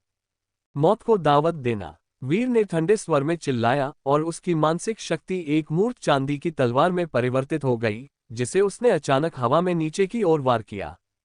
एक घोस्ट पल भर में दो हिस्सों में बंट गया, एक ऊर्जा तूफान में तब्दील हो गया और फिर कभी संभल नहीं पाया। चीख! एक तीखी, क्रोधपूर्ण दहाड़। उनका पहला साथी तुरंत मारा गया, जिससे भूत जाति क्रोधित हो गई और ज्वार की तरह आगे बढ़ गई। एक क्षण के लिए वीर एक भंवर के केंद्र में आ गया, जिसके चारों ओर प्रेतवादित आकृतियां थीं। अध्याय 297 ज़ोंबी संकट। यिन हवा के झोंके लगातार गरज रहे थे और हवा में बिजली की चिंगारियां चमक रही थीं। वीर अखाड़े में खड़ा था, उस पर एक के बाद एक लहरों की तरह शीतलता से भरी इंची ऊर्जा का प्रवाह हो रहा था। हर तरफ भूतिया आकृतियां थीं और हड्डियां जमा देने वाली ठंड उसके शरीर की सारी गर्मी छीन लेने की धमकी दे रही थी। एक भूतिया जीव को पल भर में मार गिराने की उसकी घटना ने तुरंत ही इन परग्रही प्रजातियों की शत्रुता को भड़का दिया, जिन्होंने उसे चारों ओर से घेर लिया था। जजट शून्य क्षेत्र में ऊर्जा के उतार चढ़ाव और विकृतियां असंख्य अराजक विचारों से भरी हुई थीं, जिनकी आवृत्ति मानव मस्तिष्क तरंगों के समान थी। पल भर में वीर के दिमाग में अनगिनत जानकारियां उमड़ने लगी, दुर्भावनापूर्ण, रहस्यमय, शोरगुल भरी। मेरे दिमाग से निकल जाओ, अगर ऐसा ही चलता रहा तो उसका सिर फट जाएगा। वीर के माथे के बीच का हिस्सा चांदी की रोशनी से जगमगा उठा और उसकी मानसिक शक्ति ज्वार की तरह उमड़ पड़ी। प्रभाव से प्रभावित होकर भूतिया जीव तुरंत लड़खड़ाने लगे, मानो वे फिर से विलीन होने की कगार पर हों। हाँ, वीर ने पाया कि यह मानसिक शक्ति भूत जाति के खिलाफ उल्लेखनीय रूप से प्रभावी प्रतीत होती है। जीवन की संरचना दो भागों से अधिक कुछ नहीं है, शरीर और आत्मा। ये प्रेत जीव ऊर्जा को अपने शरीर के रूप में उपयोग करते थे, जिससे स्वाभाविक रूप से उनके शरीर निराकार और सारहीन हो जाते थे और शारीरिक हमलों को बेअसर कर देते थे। लेकिन उनकी आत्मिक चेतना भी उजागर हो गई। प्रबल मानसिक शक्ति से कोई व्यक्ति इस नाजुक ऊर्जा कवच को भेद सकता है, उनके विचारों में हस्तक्षेप कर सकता है और उन्हें स्वाभाविक रूप से पतन और मृत्यु का कारण बन सकता है। यह महसूस करते हुए वीर ने कोई हरकत नहीं की, बल्कि जमीन पर पालथी मारकर बैठ गया और हाथों से मुद्राएं बनाने लगा। यिन यांग दर्पण मुहर। उन्होंने हाथों की मुद्राएं बनाई। एक हाथ यिन का प्रतिनिधित्व करता था, दूसरा यांग का, जैसे दर्पण के दो पहलू, वास्तविक और मायावी, दोनों विचारों की एक लहर के रूप में फैलते हुए। प्रेत जैसी आकृतियां हवा में लगातार चक्कर लगा रही थीं, असंख्य काली छायाएं बिखेर रही थीं, मानो मृत्यु के देवता नरक से निकलकर सभी प्राणियों का जीवन छीन रहे हों। उसकी मानसिक शक्ति ने तूफानों को जन्म दिया, शून्य क्षेत्र को विकृत कर दिया और लगातार उन पर प्रभाव डाला। पल भर में वीर के मन में अनगिनत विचार उमड़ आए, जो उदासी, शीतलता और अराजकता से भरे हुए थे। ये भूतिया जीवन रूपों के विचार थे। विभिन्न जीवन चेतनाओं के रूप पूरी तरह से भिन्न थे। वह इन विचारों द्वारा व्यक्त किए गए अर्थ को समझने में पूरी तरह से विफल रहा। उसे केवल एक जबरदस्त कर्कश ध्वनि का अनुभव हुआ। उसने अपनी मानसिक शक्ति को चांदी के ब्लेड में संघनित किया, जो हवा को चीरते हुए इन विचारों को काट डालते थे। भूतिया जीव लगातार भारी प्रहार झेलते हुए तुरंत ही लगातार चीखने लगे, उनके तंतु बेतहाशा फड़फड़ाने लगे, शून्य लोक में हलचल मच गई, ऊर्जा के तूफान उठने लगे और बिजली हवा में दौड़ती हुई एक घनी विद्युत जाल का निर्माण करने लगी, जिसने तुरंत ही वीर को घेर लिया। चिची, गर्मागर्मी की लहर दौड़ गई। वीर के शरीर में बिजली दौड़ गई, उसके कपड़े पल भर में जलकर काले हो गए, फिर भी उसकी त्वचा जैद जैसी चमक से दमक रही थी, जिससे बिजली का कर्ट विक्षेपित हो रहा था। Puff puff puff. अचानक प्रत्येक भूतिया जीव प्रकाश से जगमगा उठा, मानो विशाल बल्ब बन गए हों, और तीव्र ऊर्जा विकिरण उत्सर्जित करने लगे, जो हाइड्रोजन बम विस्फोट के केंद्र में परमाणु विकिरण से हजारों गुना अधिक था। अंतरिक्ष यान के अंदर दर्द भरी चीखें सुनाई दे रही थीं। जिन परीक्षार्थियों को संक्रमण का खतरा हुआ, उनकी त्वचा में तुरंत मवाद पड़ने लगा, जो तेजी से विकृत होने लगी और सड़ने लगी। वीर को भी अपनी त्वचा में ऐसी जलन महसूस हो रही थी, मानो लाखों सुइयां चुभाई गई हो। Stone embryo transformation. उसकी त्वचा जगह जगह से उभरी हुई थी, जिससे पपड़ीदार संरचनाएं बन गईं जो उसे पूरी तरह से ढक लेती थीं, जिससे एक पत्थर का भ्रूण बन गया, जिसने उसकी रक्षा क्षमता को काफी हद तक बढ़ा दिया। इसका खामियाजा ये हुआ कि वह अस्थायी रूप से चलने फिरने में असमर्थ हो गया। वो ऊर्जा का ये प्रचंड प्रवाह निरंतर बहता रहा और अपने आसपास के वातावरण को लगातार प्रभावित करता रहा।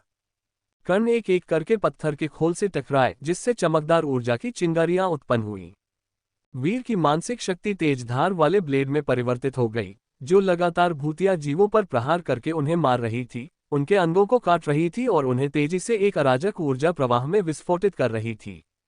हालांकि इन भूत जाति के प्राणियों के रूप विचित्र थे, लेकिन आग और पानी से अप्रभावित रहने की उनकी क्षमता ने वीर के लिए ज्यादा कठिनाई पैदा नहीं की।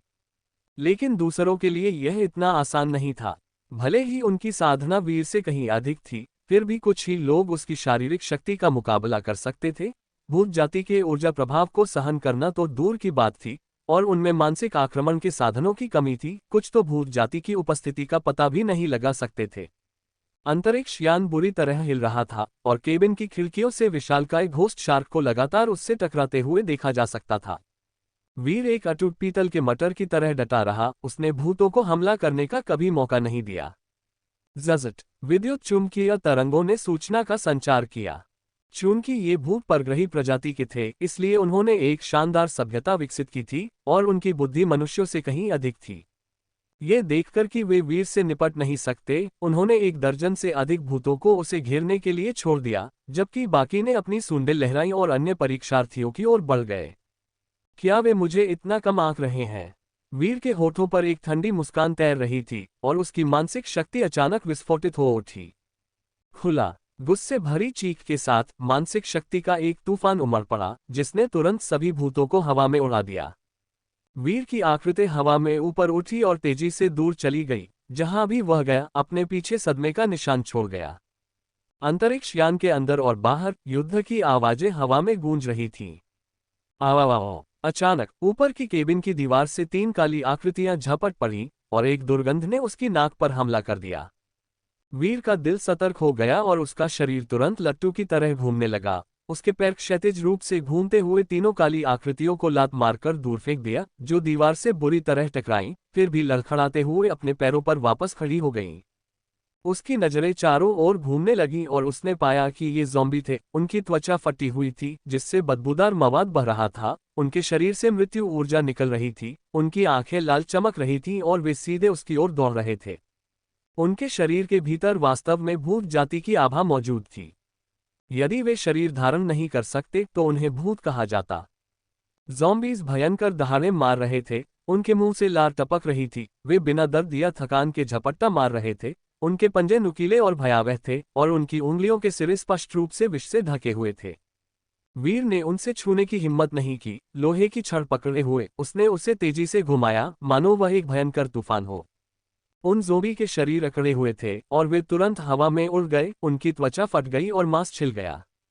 लेकिन जल्द ही वे सभी लड़खड़ाते हुए अपने पैरों पर वापस खड़े हो गए। उनकी आंतें, आंतरिक अंग, हड्डियां, सब कुछ बाहर निकल आया और उनके शरीर से विभिन्न प्रकार की ऊर्जा का प्रवाह निकलने लगा। आग, तूफान, बर्फ, सब कुछ निकलने लगा। भूतों के वश में आने के बाद ये लोग ज़ॉम्बी में बदल गए और उन्हें अपनी कुछ पुरानी क्षमताएं विरासत में मिल गईं।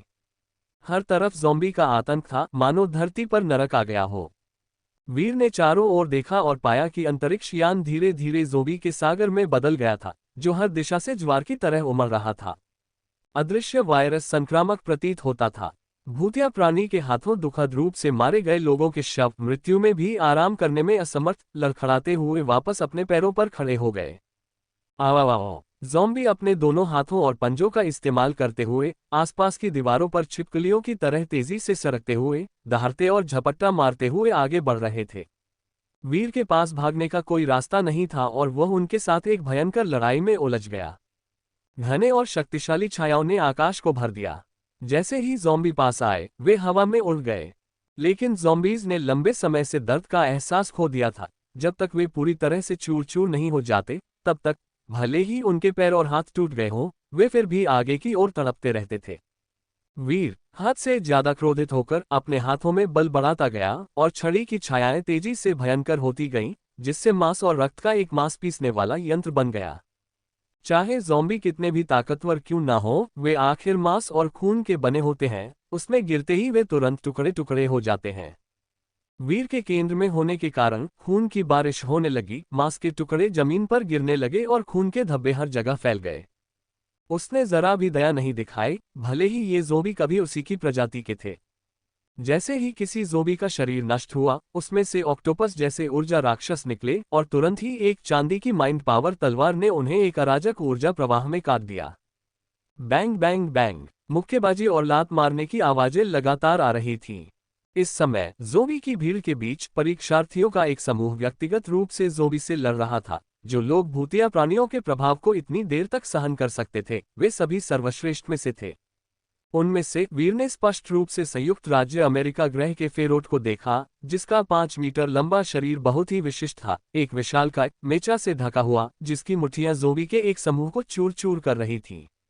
लेकिन और भी कई ज़ॉम्बी पागल कुत्तों की तरह उस पर टूट पड़े, जिससे मांस का एक भयानक मरोड़ता हुआ पहाड़ बन गया। बूम! अचानक अंतरिक्ष यान के अंदर एक और चकाचौंध कर देने वाली लाल रोशनी चमकी, जिसकी चमक अभूतपूर्व थी। अलार्म बजने लगे। सभी परीक्षार्थियों ध्यान दें, ब्रह्मांड में एक और विशालकाय भूतिया जीव प्रकट हुआ है और अंतरिक्ष यान को भीषण टक्कर लगी है। ये 10 मिनट में नष्ट हो जाएगा। कृपया शीघ्र ही सुरक्षित स्थानों की ओर प्रस्थान करें। पुनश्च किडेन के एक अनुभवी शुभानुहुआ लेखक शिनयी द्वारा लिखित नई पुस्तक हाई एनर्जी इनकमिंग की अनुशंसा करता हूँ।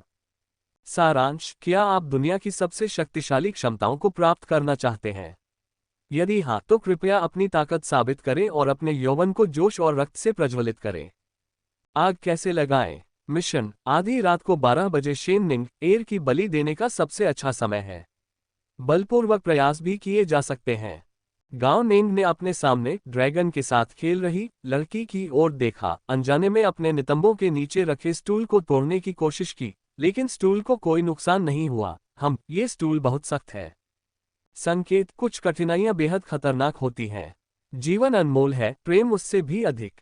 इस दुनिया में दोबारा मौका नहीं मिलता, मृत्यु ही अंत है। बीप! कृपया ध्यान दें, उच्च ऊर्जा आ रही है। कहानी बेहद दिलचस्प है, पढ़ने लायक है। पुनश्च शब्दों की संख्या गिनने के लिए पैसे नहीं लगते। अध्याय 298 विकट परिस्थितियों में जीवित रहना, दूसरा अद्यतन। अंधकार में शून्य लोक, जहां तारों की चमक फीकी पड़ गई है। एक विशाल धातु का अंतरिक्ष यान हवा में लटका हुआ था, जिसका बाहरी आवरण दरारों से ढका हुआ था और उससे लगातार बिजली की चिंगारियां निकल रही थीं। एक अन्य भूतिया प्राणी, एक विशाल शार्क, ने अपने विशाल सिर से उस पर टक्कर मारी और इस शक्तिशाली टक्कर के कारण अंतरिक्ष यान मुड़ गया और विकृत हो गया, ढहने की कगार पर पहुंच गया। गर्जन! एक और ब्लैक होल खुल गया और एक विशालकाय तारा में अजगर बाहर निकला, जिसका सैकड़ों हजारों मीटर लंबा शरीर तारों भरे आकाश में पूरी तरह से फैल गया, अंतरिक्ष यान के चारों ओर कसकर लिपट गया और अचानक बल लगाने लगा। चरमराहट! चरमराहट! अंतरिक्ष यान तनाव के कारण चरमरा उठा, मानो टूटने ही वाला हो। अंदर मौजूद वीर को खुद को संभालने के लिए अपनी पूरी ताकत लगानी पड़ी, लेकिन वह स्पष्ट रूप से महसूस कर सकता था कि जहाज की आंतरिक पारिस्थितिक परिसंचरण प्रणाली ध्वस्त होने के कगार पर थी, ऑक्सीजन कम थी और तापमान तेजी से गिर रहा था। ज़ॉम्बी पहले ही मर चुके थे, उन्होंने अपनी सबसे बुनियादी मानवीय थर्मोरेगुलेशन प्रणाली खो दी थी, और एक एक करके वे तुरंत बर्फ के टुकड़ों में जम गए, अकड़ गए और गतिहीन हो गए। उम्मीदवारों ने ज़ॉम्बी के चंगुल से मुक्त होने का मौका लिया, लेकिन इससे पहले कि वे राहत की सांस ले पाते, हवा में एक अलार्म बजने लगा। ध्यान दें, उम्मीदवारों, किसी अज्ञात सूचना के लीक होने के कारण हमारे अंतरिक्ष यान का मार्ग घोस्ट रेस द्वारा पकड़ लिया गया है। हम चारों ओर से घिरे हुए हैं और बाहर निकलने में असमर्थ हैं। अंतरिक्ष यान टूटने की कगार पर है। आपको अब 10 मिनट के भीतर अंतरिक्ष यान के निचले हिस्से में स्थित एस्केप पॉड्स में सवार होना होगा, जो आपको सीधे ग्रेट वॉल यूनिवर्सिटी ले जाएंगे। वहां पहुंचकर आप सुरक्षित रहेंगे। हम आपको शुभकामनाएं देते हैं। एक फुफकार के साथ आवाज अचानक बंद हो गई और फिर कोई आवाज नहीं सुनाई दी। हालांकि अंतरिक्ष यान के अंदर अफरा तफरी मच गई। क्या चलो हम खुद ही भाग निकले? क्या आपको नहीं पता कि हम अंतरतारकीय विश्वविद्यालय में प्रवेश पाने वाले प्रतिभाशाली उम्मीदवार हैं? क्या इससे हमें भूत कबीले द्वारा मारे जाने का खतरा नहीं रहेगा? हमें अकेला मत छोड़ो। उम्मीदवारों की ओर से जोरदार नारे लगने लगे। हालांकि वीर और कुछ अन्य लोग चुप रहे। अंतरिक्ष यान टूटने की कगार पर था और उसमें सवार हर कोई खतरे में था। मदद मांगने का क्या फायदा? अब तो उन्हें सिर्फ खुद पर ही निर्भर रहना था। चिप में मौजूद आंकड़ों के अनुसार एस्केप पॉड अंतरिक्ष यान के भीतरी हिस्से में स्थित थे, जो सीधी रेखा में 10 किलोमीटर से अधिक की दूरी पर थे और उन्हें 10 मिनट के भीतर वहां पहुंचना था। हर पल मायने रखता था। खुद पर तरस खाने के बजाय जितनी जल्दी हो सके रवाना हो जाना बेहतर था। वीर अचानक हरकत में आया, उसका शरीर तीर की तरह तेजी से निकला और सीधे अंतरिक्ष यान के निचले हिस्से की ओर बढ़ गया। शायद उसे इस स्थिति के परिणाम का अंदाजा था। यह अंतरिक्ष यान उन उम्मीदवारों को ले जा रहा था जिन्हें ग्रेट वॉल यूनिवर्सिटी में प्रवेश मिल चुका था, जो अंतरतारकीय मनुष्यों की वर्तमान पीढ़ी के सबसे प्रतिभाशाली लोग थे और मानवता की भविष्य की आशा थे। भूत जाति मानवता के एक प्रमुख शत्रु के रूप में किसी तरह जानकारी प्राप्त कर चुकी थी और इन मानव प्रतिभाओं को शुरुआत में ही खत्म करना चाहती थी। वे पहले से ही घोस्ट प्लान के लिए कांटा बने हुए थे, अगर अभी नहीं तो कब जाएंगे। वीर की गति तीव्र थी, लेकिन समय बीतने के साथ साथ अंतरिक्ष यान का विघटन भी तेज होता चला गया। तापमान में भारी गिरावट आए और हवा धीरे धीरे इतनी पतली हो गई कि बिल्कुल गायब हो गई। हालांकि वीर का शरीर शक्तिशाली था, फिर भी वह अभी तक एक अंतरतारकीय जीव नहीं था और इन आवश्यक जीवन तत्वों के बिना जीवित नहीं रह सकता था। ज़ॉम्बी पर लगे खून के धब्बों को नजरअंदाज करते हुए उसने एक अपेक्षाकृत सही सलामत लघु रोबोट को उतारा, उसे पहना और उसे काफी बेहतर महसूस हुआ। 10 किलोमीटर की दूरी जिसे 10 मिनट में तय करना था, और अभी भी भूत कबीले द्वारा पीछा किया जा रहा था, समय बर्बाद करने का कोई समय नहीं था। जजट जजट जजट, आकाश में चारों दिशाओं से उमड़ती हुई परछाइयां छा गईं। विद्युत चुम्बकीय उतार चढ़ाव और अव्यवस्थित विचार मिलकर चेतना पर आक्रमण कर रहे थे, मानो सिर फटने का खतरा मंडरा रहा हो। कमजोर इच्छाशक्ति वाले उम्मीदवार एक एक करके अपना सिर पकड़कर जमीन पर गिर पड़े और दर्द से चीखने लगे। भूतिया प्राणी परछाइयों की तरह थे, नंगी आंखों से मुश्किल से दिखाई देते थे, अंतरिक्ष के अंधेरे हिस्से में छिपे हुए थे, नरक से आए यमदूतों की तरह उनका पीछा कर रहे थे, आत्माओं का शिकार कर रहे थे। वे जहां भी गए, जो उम्मीदवार पीछे रह गए, वे एक के बाद एक गिरते चले गए, और अत्यधिक ठंड के कारण वे जल्दी ही बर्फ के खंभों में जम गए। तेज तेज तेज, वीर की आकृति धुंधली पड़ गई। आगे एक रास्ता दिखाई देने लगा था। अंदर जाते ही वह सीधे अंतरिक्ष यान के निचले हिस्से तक पहुंच सकता था। अगले ही पल एक विशालकाय आकृति सामने प्रकट हुई, गलियारे में कूद गई और पीछे मुड़कर एक क्रूर चेहरा दिखाया। हाँ हाँ वीर, हम पहले जा रहे हैं, कृपया हमारी वापसी में हमारा साथ देना। अगर हम सुरक्षित बच निकले तो हम तुम्हें कभी नहीं भूलेंगे। विजयी हंसी। फेरोट ने एक ही मुक्के से जोरदार प्रहार किया, जिससे आग की एक शक्तिशाली धारा निकली जिसने मार्ग को पूरी तरह से नष्ट कर दिया और उसे पूरी तरह से अवरुद्ध कर दिया। आगे का रास्ता बंद हो गया था। वीर की आंखें बर्फ की तरह ठंडी थीं। वह ये कैसे नहीं जान पाया कि इस व्यक्ति ने उसे धोखा दिया है। इस व्यक्ति ने मार्ग को नष्ट कर दिया, जिसका स्पष्ट इरादा उसे भूत जाति को रोकने के लिए बलि के रूप में इस्तेमाल करना था। उसके इरादे बेहद दुर्भावनापूर्ण थे। हालांकि वह बेहद मुश्किल हालात में था, वीर ने जरा भी उम्मीद नहीं छोड़ी, क्योंकि उसके पास अभी भी उसका सबसे बड़ा तुरुप का पत्ता था। इन लोगों को भागने दो, अभी तक कौन जानता है कि शिकार कौन है। वीर के होठों पर एक ठंडी सी मुस्कान आ गई, वह जरा भी विचलित नहीं हुआ। इस समय घना अंधेरा छाया हुआ था और भूत जाति ने उसे चारों ओर से घेर लिया था, उसे पूरी तरह से अपने आगोश में ले लिया था।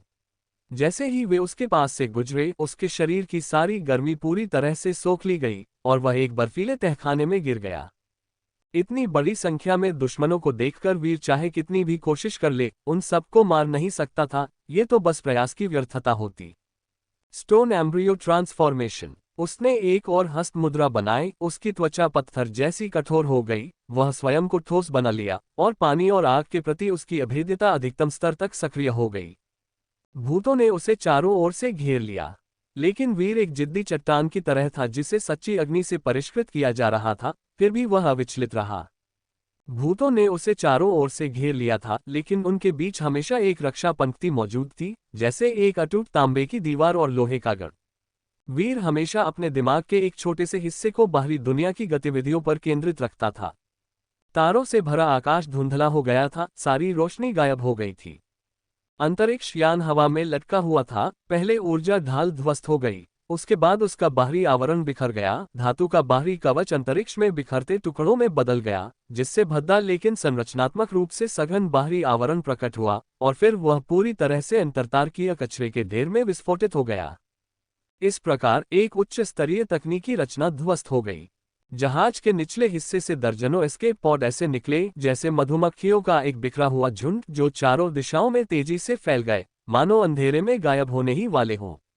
हालांकि उस विशाल अंतरिक्ष यान के मलबे से अनगिनत भूतिया जीव पल भर में बाहर निकल आए, एक ऊर्जा तूफान का रूप धारण कर लिया और लगातार पीछा करते हुए गरजने लगे। गर्जन। 3 विशालकाय भूतिया जीव निर्वात में तेजी से आगे बढ़े, स्थानिक वर्माहोल खोलते हुए और उनका पीछा करने लगे। क्षतिग्रस्त लघु यंत्र पहने, बंद आंखों वाली एक आकृति निर्जीव वस्तु की तरह बिना किसी आवाज के निर्वात में तैर रही थी, लक्ष्यहीन रूप से भटक रही थी। उसके शरीर के बाहर केवल एक धुंधला, मंडराता हुआ विचार ही शेष रह गया था, जो उसके आसपास की हलचलों को महसूस कर रहा था। उन लोगों ने उसे फंसाया, भूतिया प्राणियों को रोकने के लिए उसे चारा बनाया। उन्हें इस बात का जरा भी अंदाजा नहीं था कि एस्केप पॉड में सवारी करना ही उनके लिए एक बहुत बड़ा प्रलोभन था। इन भूतिया जीवों की बुद्धि मनुष्यों से कहीं अधिक थी। वे उन्हें इतनी आसानी से जाने कैसे दे सकते थे? इन एस्केप पॉड्स में सवार होकर क्या वे जीवित लक्ष्य नहीं होंगे? अगर 10 में से एक भी बच निकलने में कामयाब हो जाए तो ये बहुत अच्छी बात होगी। वीर ने कभी भी इतनी कम संभावना पर अपनी उम्मीद नहीं रखी थी। उसने अपनी आभा को छिपाने के लिए आंतरिक श्वास लेने की विधि का उपयोग किया और स्टोन एम्ब्रियो ट्रांसफॉर्मेशन के साथ वह एक मृत वस्तु की तरह लघु यांत्रिक यंत्र का उपयोग करके ब्रह्मांड में भटकता रहा, जो सभी को मूर्ख बनाने के लिए पर्याप्त था। बेशक मूल बात यह थी कि भूत जाति के पूरी तरह गायब हो जाने से पहले उसे यथासंभव लंबे समय तक छिपना था। ब्रह्मांड निर्वात, अंधकार में और खोखला है, किसी भी पदार्थ से रहित है, लगभग पूर्ण शून्य तापमान पर जमा हुआ है। वीर अंतरिक्ष में ऐसे बह रहा था जैसे पानी में तैरती घास धारा के साथ बहता हुआ धीरे धीरे दूर जा रहा था। किसी को नहीं पता था कि वह कहाँ जाएगा। अध्याय 299 ब्रह्मांडीय बहाव। अंधकार, ठंड, जानलेवा सन्नाटा।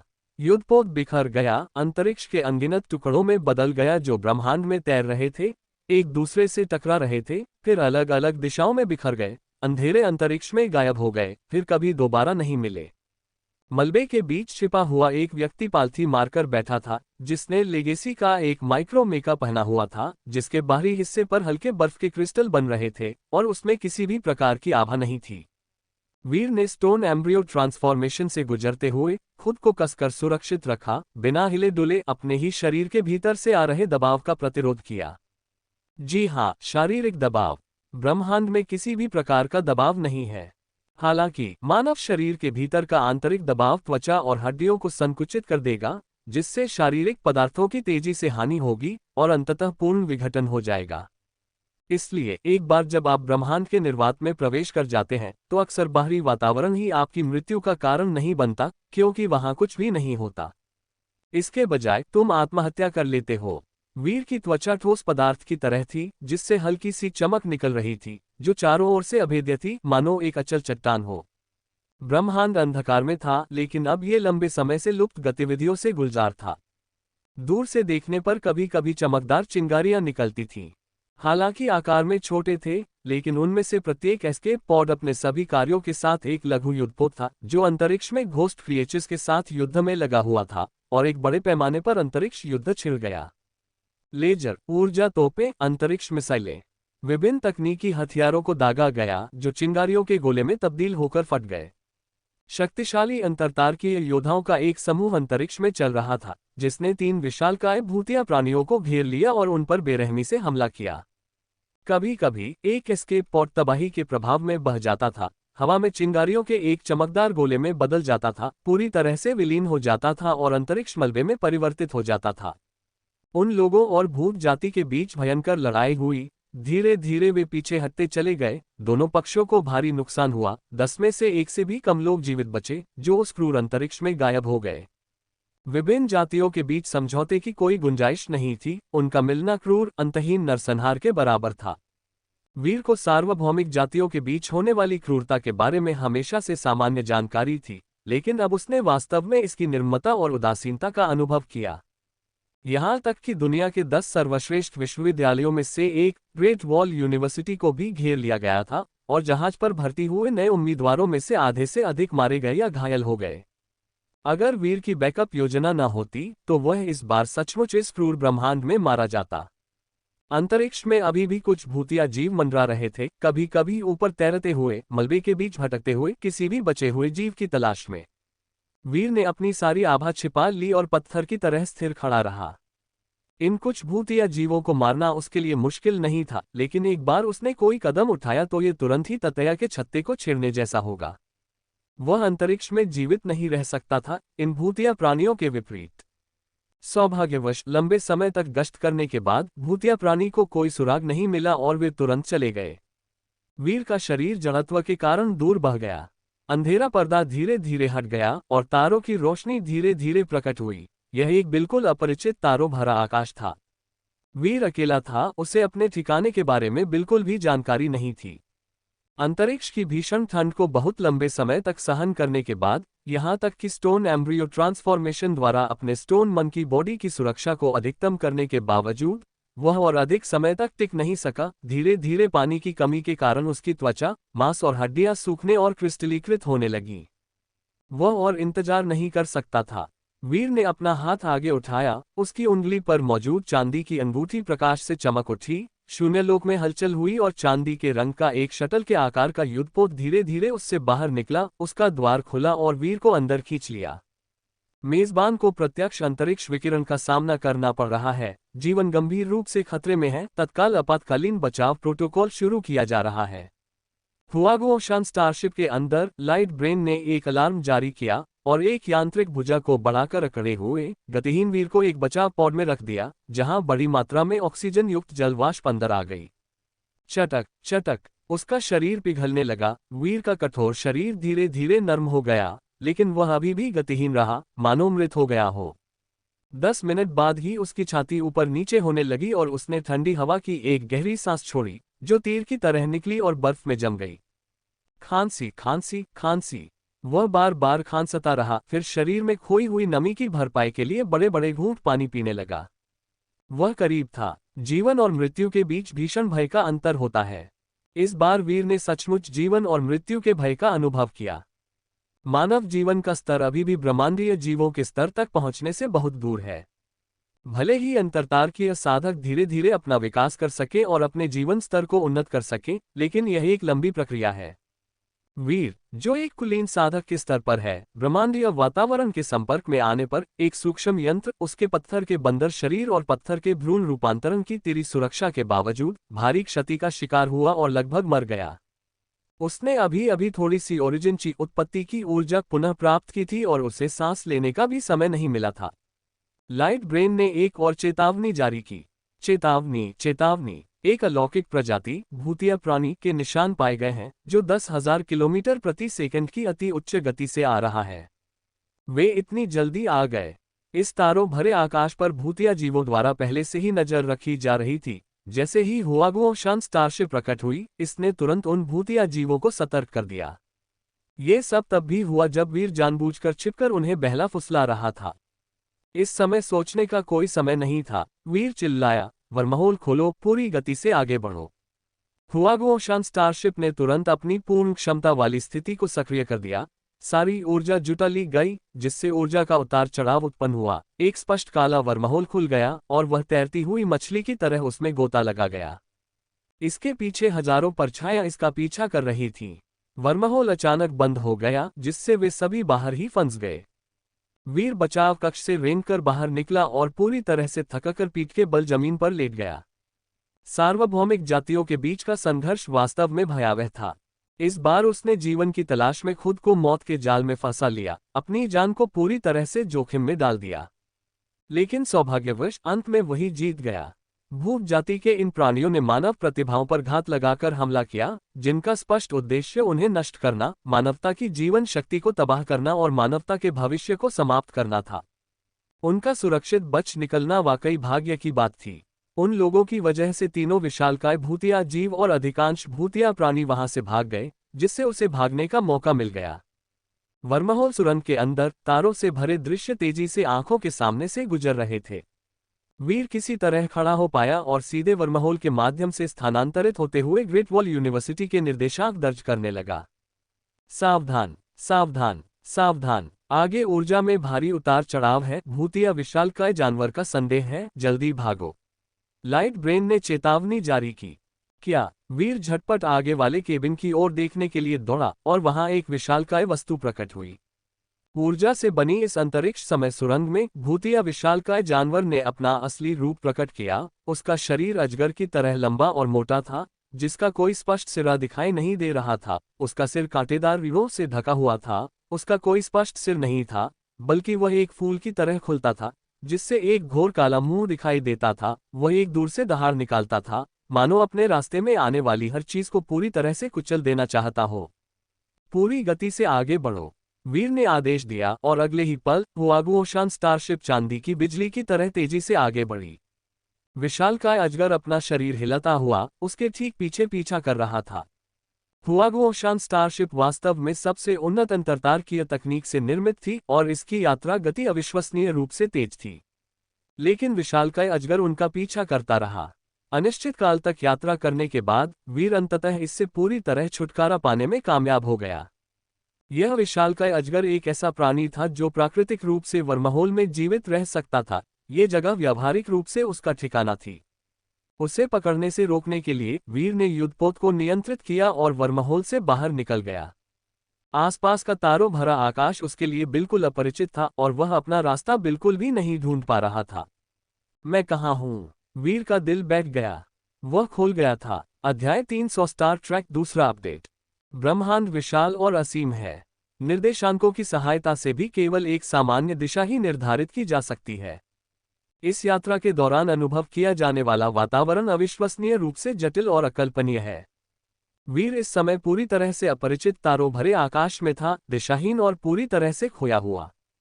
एक बात तो निश्चित थी कि वह पहले ही मिल्की वे गैलेक्सी के किनारे तक पहुंच चुका था। अब वर्महोल के भीतर घोस्ट पाइथन्स के चक्कर लगाने के कारण वीर ने फिर से जल्दबाजी में अंदर जाने की हिम्मत नहीं की।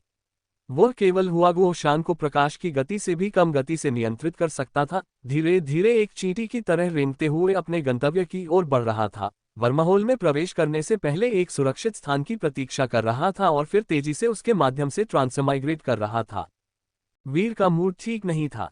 उन्होंने आखिरकार कॉस्मिक यूनिवर्सिटी की प्रवेश परीक्षा पास कर ली थी, लेकिन अप्रत्याशित रूप से अच्छी चीजें आसानी से नहीं मिलती। उनका सामना एक एलियन प्रजाति के हमले से हुआ और वे बाल बाल मौत से बचे। आकस्मिक घटना में एक अनिवार्यता निहित थी। यह महज एक संयोग नहीं था। ऐसा प्रतीत होता था कि जिस वातावरण में मनुष्य रहते थे वह उतना शांतिपूर्ण नहीं था जितना दिखता था। पहले वीर हमेशा मिल्की वे गैलेक्सी के केंद्र में रहता था और उसे कुछ भी महसूस नहीं होता था, लेकिन अब स्थिति अलग थी। जैसे जैसे कोई किनारे के करीब पहुंचता जाता है, उन परग्रही प्रजातियों के करीब पहुंचता जाता है, वैसे वैसे खतरा बढ़ता जाता है। मानव साम्राज्य की सीमाएं शांतिपूर्ण नहीं थीं, वहां लगातार युद्ध जारी था। ये समझकर वीर जमीन पर पलथी मारकर बैठ गया, अस्थि मज्जा शुद्धिकरण की गोली ली, अपनी मूल ऊर्जा को पुनः प्राप्त किया और साधना जारी रखी। समय अत्यंत महत्वपूर्ण था, एक भी कदम में देरी नहीं की जा सकती थी। उसके शरीर में एक गर्म धारा प्रवाहित हुई और उसकी थकी हुई शारीरिक शक्ति तेजी से वापस आ गई। आनुवंशिक क्षमता जोड़ 1.6 जोड़ 1.6 जोड़ 1.6। उसके प्रकाश मस्तिष्क से आए एक चेतावनी भरी आवाज ने उसे चौंका कर जगा दिया। सामने एक विशाल न्यूट्रॉन तारा है। कृपया तुरंत रास्ता बदलें या पुनर्जन्म के लिए वर्महोल में प्रवेश करें। यदि आप आगे बढ़ते रहे तो हुआगुओशान न्यूट्रॉन तारे के गुरुत्वाकर्षण द्वारा जकड़ लिया जाएगा, उसमें समा जाएगा और अपने सबसे बुनियादी न्यूट्रॉन में पूरी तरह से नष्ट हो जाएगा। न्यूट्रॉन तारा। वीर ने अपनी आंखें खोली। न्यूट्रॉन तारा अत्यधिक उच्च घनत्व वाले ब्रह्मांडीय पदार्थ का परिणाम है।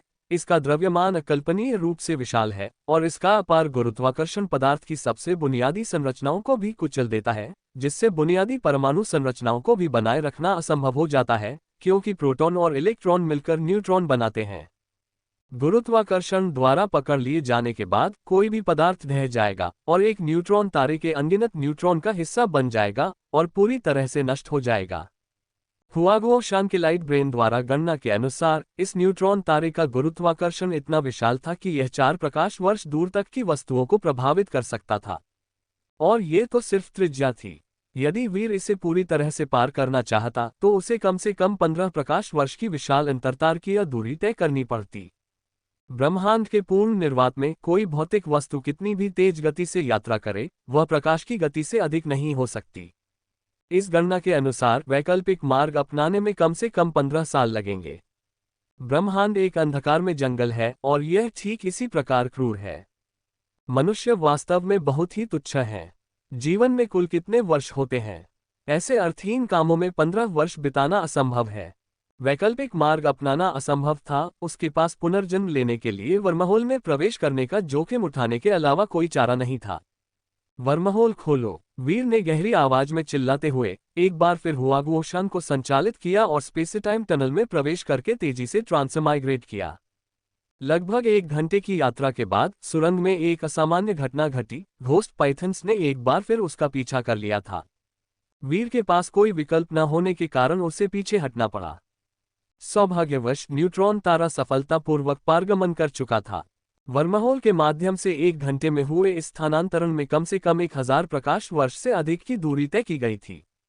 ये देखकर वीर ने राहत की सांस ली और अपनी यात्रा जारी रखी। इस यात्रा के दौरान एक और दिन बीत गया। केबिन के बाहर रोशनी चकाचौंध भरी और रंगीन थी, तारों का नक्शा घूम रहा था और रोशनी लगातार टिमटिमा रही थी। रास्ते में उनका सामना विभिन्न वातावरणों से हुआ, तारकीय तूफान, उल्कापिंडों का प्रभाव, 3 पिंड प्रणाली। ब्रह्मांड विशाल है और ऐसा कुछ भी नहीं है जो इसमें समाहित न हो। कोई भी दुर्लभ घटना, चाहे वह कितनी भी शानदार क्यों न लगे, वीर के लिए बहुत बड़ा खतरा थी। वह जितना हो सके उससे बचता था और जिससे नहीं बच सकता था उसके लिए उसे वर्महोल तकनीक का उपयोग करके पुनर्जन्म लेने का ही जोखिम उठाना पड़ता था। अंतरिक्षीय नौवहन कठिनाइयों से भरा था। यात्रा उबड़ खाबड़ और कठिन थी। वीर अपना सटीक वर्तमान स्थान बहुत पहले ही खो चुका था और ग्रेट वॉल यूनिवर्सिटी की ओर बढ़ने के लिए केवल सामान्य निर्देशांक दिशा पर ही निर्भर था। पलक झपकते ही 3 और दिन बीत गए। लाइट ब्रेन ने फिर से चेतावनी देना शुरू कर दिया।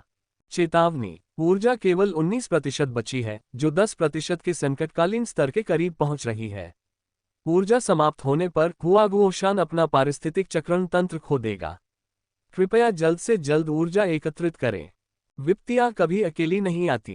वर्महोल खोलने में बहुत अधिक ऊर्जा खर्च हुई और रास्ते भर घोस्ट पाइथन्स उसका पीछा करते रहे। हुआगुओशान की ऊर्जा आखिरकार खत्म हो रही थी। यदि वह अपनी शक्ति खो देता है तो वह ब्रह्मांड में लक्ष्यहीन रूप से भटकता रहेगा, ये जाने बिना कि उसका अंत कहाँ होगा। शायद वह अपने पूरे जीवन में कभी कोई ग्रह न खोज पाए। मुझे ऊर्जा कैसे मिलेगी? वीर ने पूछा। प्रकाश मस्तिष्क जिक्सिया ने उत्तर दिया, हुआगुओशान में नवीनतम अंतरतारकीय तकनीक है, एक पदार्थ विनाश प्रणाली जो पदार्थों को वापस बड़ी मात्रा में ऊर्जा में परिवर्तित करती है। पदार्थ की ऊर्जा जितनी अधिक होगी उतनी ही अधिक ऊर्जा परिवर्तित होगी। अब हमें एक पदार्थ ग्रह खोजना होगा जहां हम उतर सकें। अंतरिक्ष में बिखरे हुए पदार्थ बड़ी मात्रा में ऊर्जा की खपत को पूरा करने के लिए अपर्याप्त हैं। ये सुनकर वीर ने तुरंत आदेश दिया कि शेष ऊर्जा का उपयोग करके पूरी ताकत से आसपास के ग्रहों की खोज की जाए ताकि उतरने के लिए उपयुक्त स्थान मिल सके। जी हाँ स्वामी, लाइट ब्रेन जिक्सिया ने जवाब दिया और हुआगुओशान के सभी बाहरी अन्वेषण सिस्टम सक्रिय हो गए। समय पल पल बीतता गया और ऊर्जा भी धीरे धीरे कम होती गई। वीर चुपचाप इंतजार करता रहा, उसे कोई चिंता नहीं थी। ब्रह्मांड की क्रूरता की तुलना में उसकी वर्तमान क्षमताएं अभी भी बहुत कमजोर और असहाय थीं। इस समय वह केवल इस बात पर भरोसा कर सकता था कि हुआगुओशान युद्धपोत की कार्यक्षमता पर्याप्त रूप से शक्तिशाली थी। जल्द ही आधा घंटा बीत गया और ऊर्जा घटकर 15% रह गई। अंततः परिणाम मिला। गुरुजी, आसपास के तारों के प्रकाश के रेडशिफ्ट घटनाक्रम के विश्लेषण के माध्यम से 10 प्रकाश वर्ष दूर बड़ी मात्रा में तारकीय पदार्थ की खोज की गई है। लाइट ब्रेन ने परिणाम की सूचना दी। वर्महोल खोलो, पूरी गति से आगे बढ़ो। इस समय उसे खतरे की कोई परवाह नहीं थी। वीर ने एक बार फिर हुआगुओशान का उपयोग करके वर्महोल के माध्यम से पुनर्जन्म लिया। घोस्ट पाइथन्स ने तुरंत उसका पीछा किया, उनके काले मुंह लगातार दहाड़ रहे थे। इसके मुंह के नीचे स्थित हुआगुओशान एक तैरती हुई मछली की तरह थी, जिसे अगर सावधानी न बरती जाए तो निगल लिया जा सकता था और पूरी तरह से नष्ट किया जा सकता था। एक भीषण पीछा करने के बाद हुआगुओशान बाल बाल वर्महोल से बच निकला और अपने पीछा करने वालों से पीछा छुड़ा लिया। उनकी आंखों के सामने एक विशाल लाल बौना तारा प्रकट हुआ, जिसका शक्तिशाली गुरुत्वाकर्षण बल हजारों छोटे खगोलीय पिंडों को आकर्षित कर रहा था, जिससे एक क्षुद्रग्रह पेटी का निर्माण हुआ। हुआगुओशान उसमें समा गया, लेकिन उसने पाया कि वह एक भूल भुलैया की तरह सभी दिशाओं में टेढ़ा मेढ़ा फैला हुआ था, जिससे दिशाओं का पता लगाना मुश्किल हो रहा था। लैंडिंग के बाद हुआगुओशान ने तुरंत ही अनगिनत श्रमिक रोबोटों को खनन करने और उच्च ऊर्जा अयस्क की नसों की खोज करने के लिए भेजा। विभिन्न प्रकार की सामग्रियों को सामग्री पीसने वाली भट्टी में रखा गया और वे तुरंत प्रचुर मात्रा में ऊर्जा में परिवर्तित हो गईं। ऊर्जा सूचकांक में जबरदस्त उछाल आया। 8%, 9%, 10%। इसने तेजी से खतरे के क्षेत्र को पार कर लिया और तेजी से 30% तक पहुंच गया, जिससे ऊर्जा संकट काफी हद तक कम हो गया। वीर ने भी राहत की सांस ली। जब तक ऊर्जा रहेगी सब कुछ आसान रहेगा, भले ही वह ब्रह्मांड में खो जाए, अंततः उसे सही मार्ग मिल ही जाएगा। गुरुजी, इस क्षण लाइट ब्रेन ने फिर से जवाब दिया। क्या बात है? वीर को मन ही मन सिरदर्द हो रहा था। लाइट ब्रेन जब भी कोई खबर देता कभी अच्छी खबर नहीं होती थी। वह सोच रहा था कि इस बार क्या हुआ होगा। इस ग्रह पर जीवन की गतिविधियों के निशान मिले हैं। लाइट ब्रेन ने अपनी खोज की रिपोर्ट दी। क्या